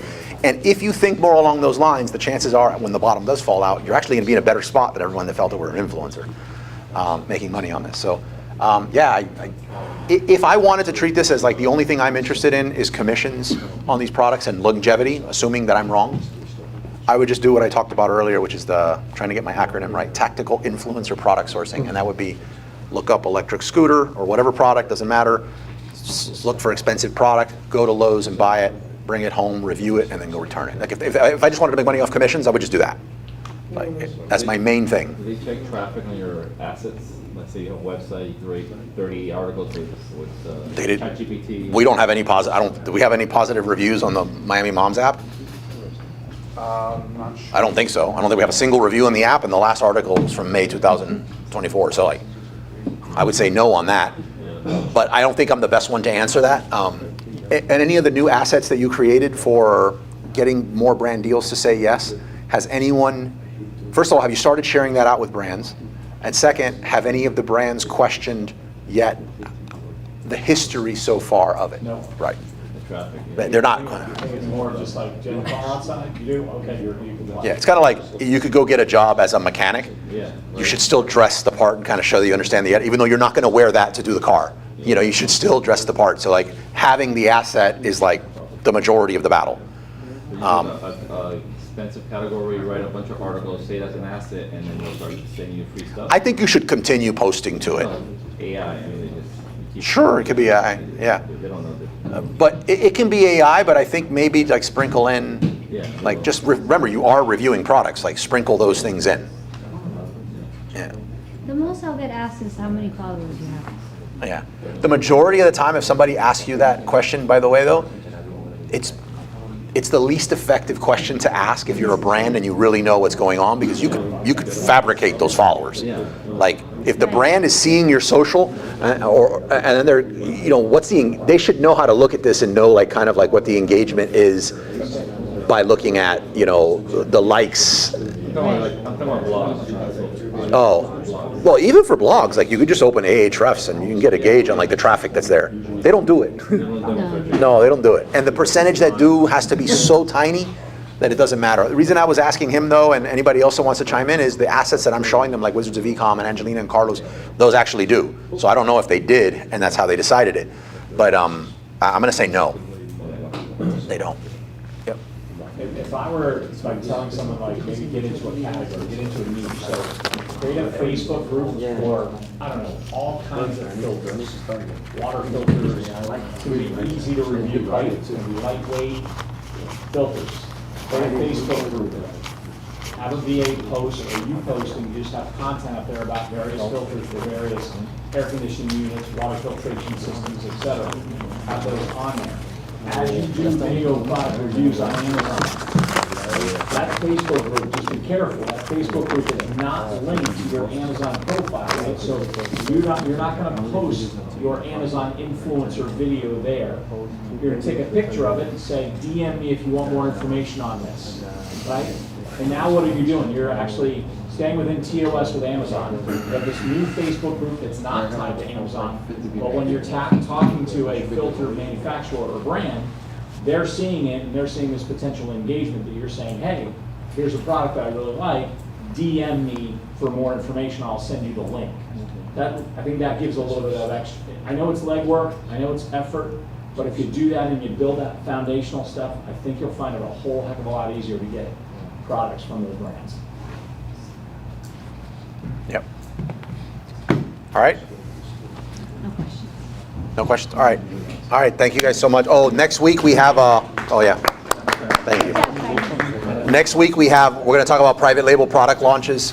So I put something together like the first 150 steps that you should know for a product launch. And that's not even a fraction of them. Yeah, but it's really to give that perspective. We're going to go over 100 plus different steps that you should do and sort of in the order that you should do them to successfully launch a brand. Cosmetics. It applies to most of them, but there'll be some unique things about cosmetics. All right. You guys rock. Thank you.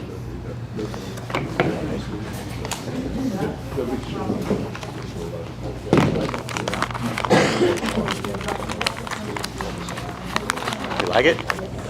Is a roller or material one, right? Yeah. I think so. I can show you the link to it on Amazon. We got like 5 of those. This is the first one we tried, and we were like, Yeah, it looks like a maybe one that just gets put on, like material, it's not hard. If it was a roll-on, I'll take it right now. Because that's, it cannot fit. That's what he said. I didn't know. Bass Pro Shops or all those different Cabela's and stuff. Yeah, rollers. I mean, It's a piece of material and then just flip it onto the sides. You could sew like that, Yeah, we got 5 of them. We tried something new with the 5 of them. We said, we have a whole bunch of friends that love that truck. They're gonna love it. They're gonna be so jealous. This is mine. We launched other videos. Others just screw my shit. You only put one on the influencer page. But so we have to so that's it. And they find the products, we're reselling the 5 of them, and we can shoot 5 different. But that's what, a bed liner? Yeah. Yeah. No, the You have to have the copy. people should have been- They just want 5 different videos. It's a $200 product. It's a little fly, $75. Probably put it at 100, but I'm not trying to hold anything. Only if you're trying to social media, I mean, I get it. I'm not a long time ago, we did other things. So they say 12. I'm saying 8 to 10. I think. Oh, okay. We're gonna reach, I say 12. And I think they have access to better tools.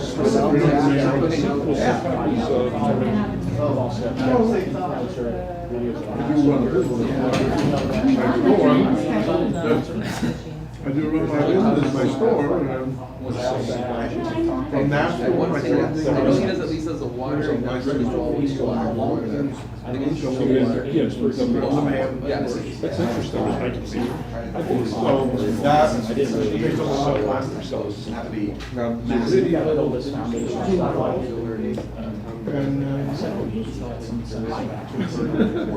Yo no vivo 7 días. Hace tiempo que a las 6 de la tarde.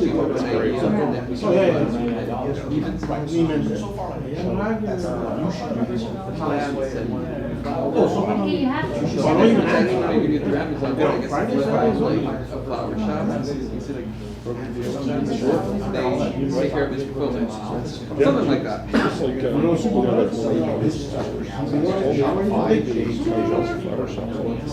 Oh, really?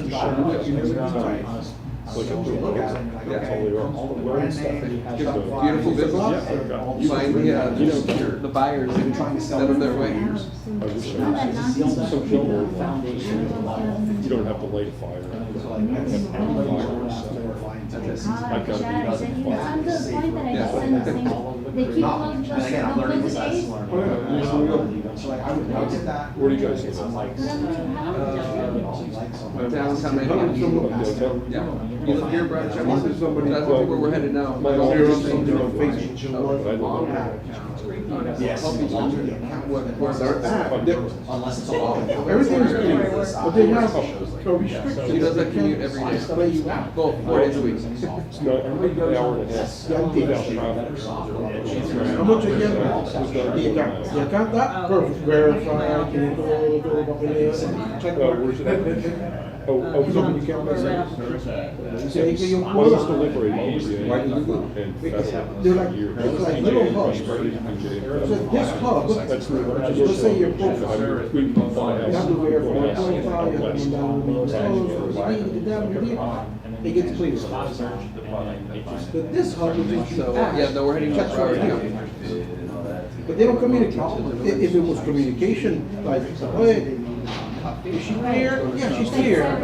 No, I just, para que coffee ellos shop had hablen con esta something gente. to sleep. Yeah. Para que esta gente le diga que sí. Oh, it's really nice to meet you. Likewise, Bruce. What was your name? Mark. Some of the other things, I'm okay, we're gonna forward it to the right team. He's a I'll get it to you And then you can follow up. I mean, if I did this, this contract, I'm going to send it to you, and you don't know who they send it to. So now, Right, because nothing's accessible by us. Tom, It's and only like, internal. ni teléfono, ni email, nothing.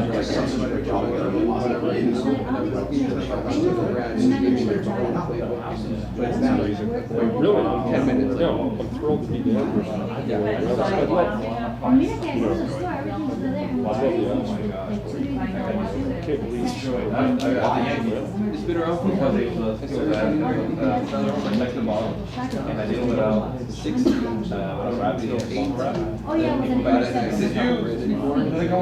On my way out. That's not Y ahí se llegó. was there with Brett. And then. Cerraron un warehouse en el millón de gas. But then it's on the communication. Yeah, I know. We were like, so what? Tell us a random video back in 2015. You see the stories I just. 14, no, 15 shirts. Yeah. no, that's how I was. Oh, but you can't do it because you Yeah. haven't. Everyone's like, toilet, what is You can't do this? it because you haven't. So we had a, which would turn any toilet into a grenade.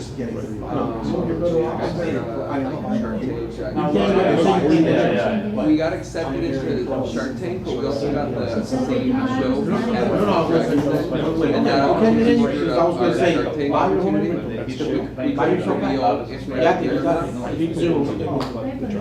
Oh, that's right, then, yeah. No, I can buy the inventory at the end. Yeah, you're gonna find everything out. That's common. Even in Shark Tank. So one thing that you learn when you're on your shows, Llega todo para atrás. Nobody saw me my that. mom. You could have been in Montreal. Thanks, Mom. Right, pero. But where were you saying? So a lot of things happen when you go on these shows. You know those things people watch on shows? I always say take it. Yeah. 100% of the time. Where do you get that kind of publicity? But then you can't trust the insurance. So what happens is, Prove your way out, in the right? show Prove your way out. is the first thing they tell you, like, so what my teacher told me was, if you get a deal, this is like, you do whatever you want, but if I were in your shoes, I have like 6 you get cases like and I just copy and paste 99% of your company for $10, take it. So the shows where you accept, where deals accept, have a much better shot of airing than the ones that don't. And then the other thing that happens is, if you don't have a guarantee, there's a really strong. And the email that's on file? There is no guarantee. So she was like, you got the deal, you take it. The email to Just take it. So we got a pretty decent deal. We took it, and then at the end, I didn't need it, it was more just publicity. So we got. No, the email that's on file. Has to be an email. It's a cool experience. It's all. Oh, I can imagine. And then the other thing is, what you like you segment your let's say your let's say 8 minutes, let's say, it took like three I've only of them. opened this account. Because they're like, no, you, Mark, stand over there and ask the question Oh, the again. URL link is Where, inside. okay, now you, Dragon, ask him, and they're constantly cutting it. Oh, I can imagine. So I'm paying 2 professional services, and they don't Taking Where's merge. great meetings? Same here. They gotta meet everybody. Super approachable too, which is good. Next. Contact doesn't have on my tax ID.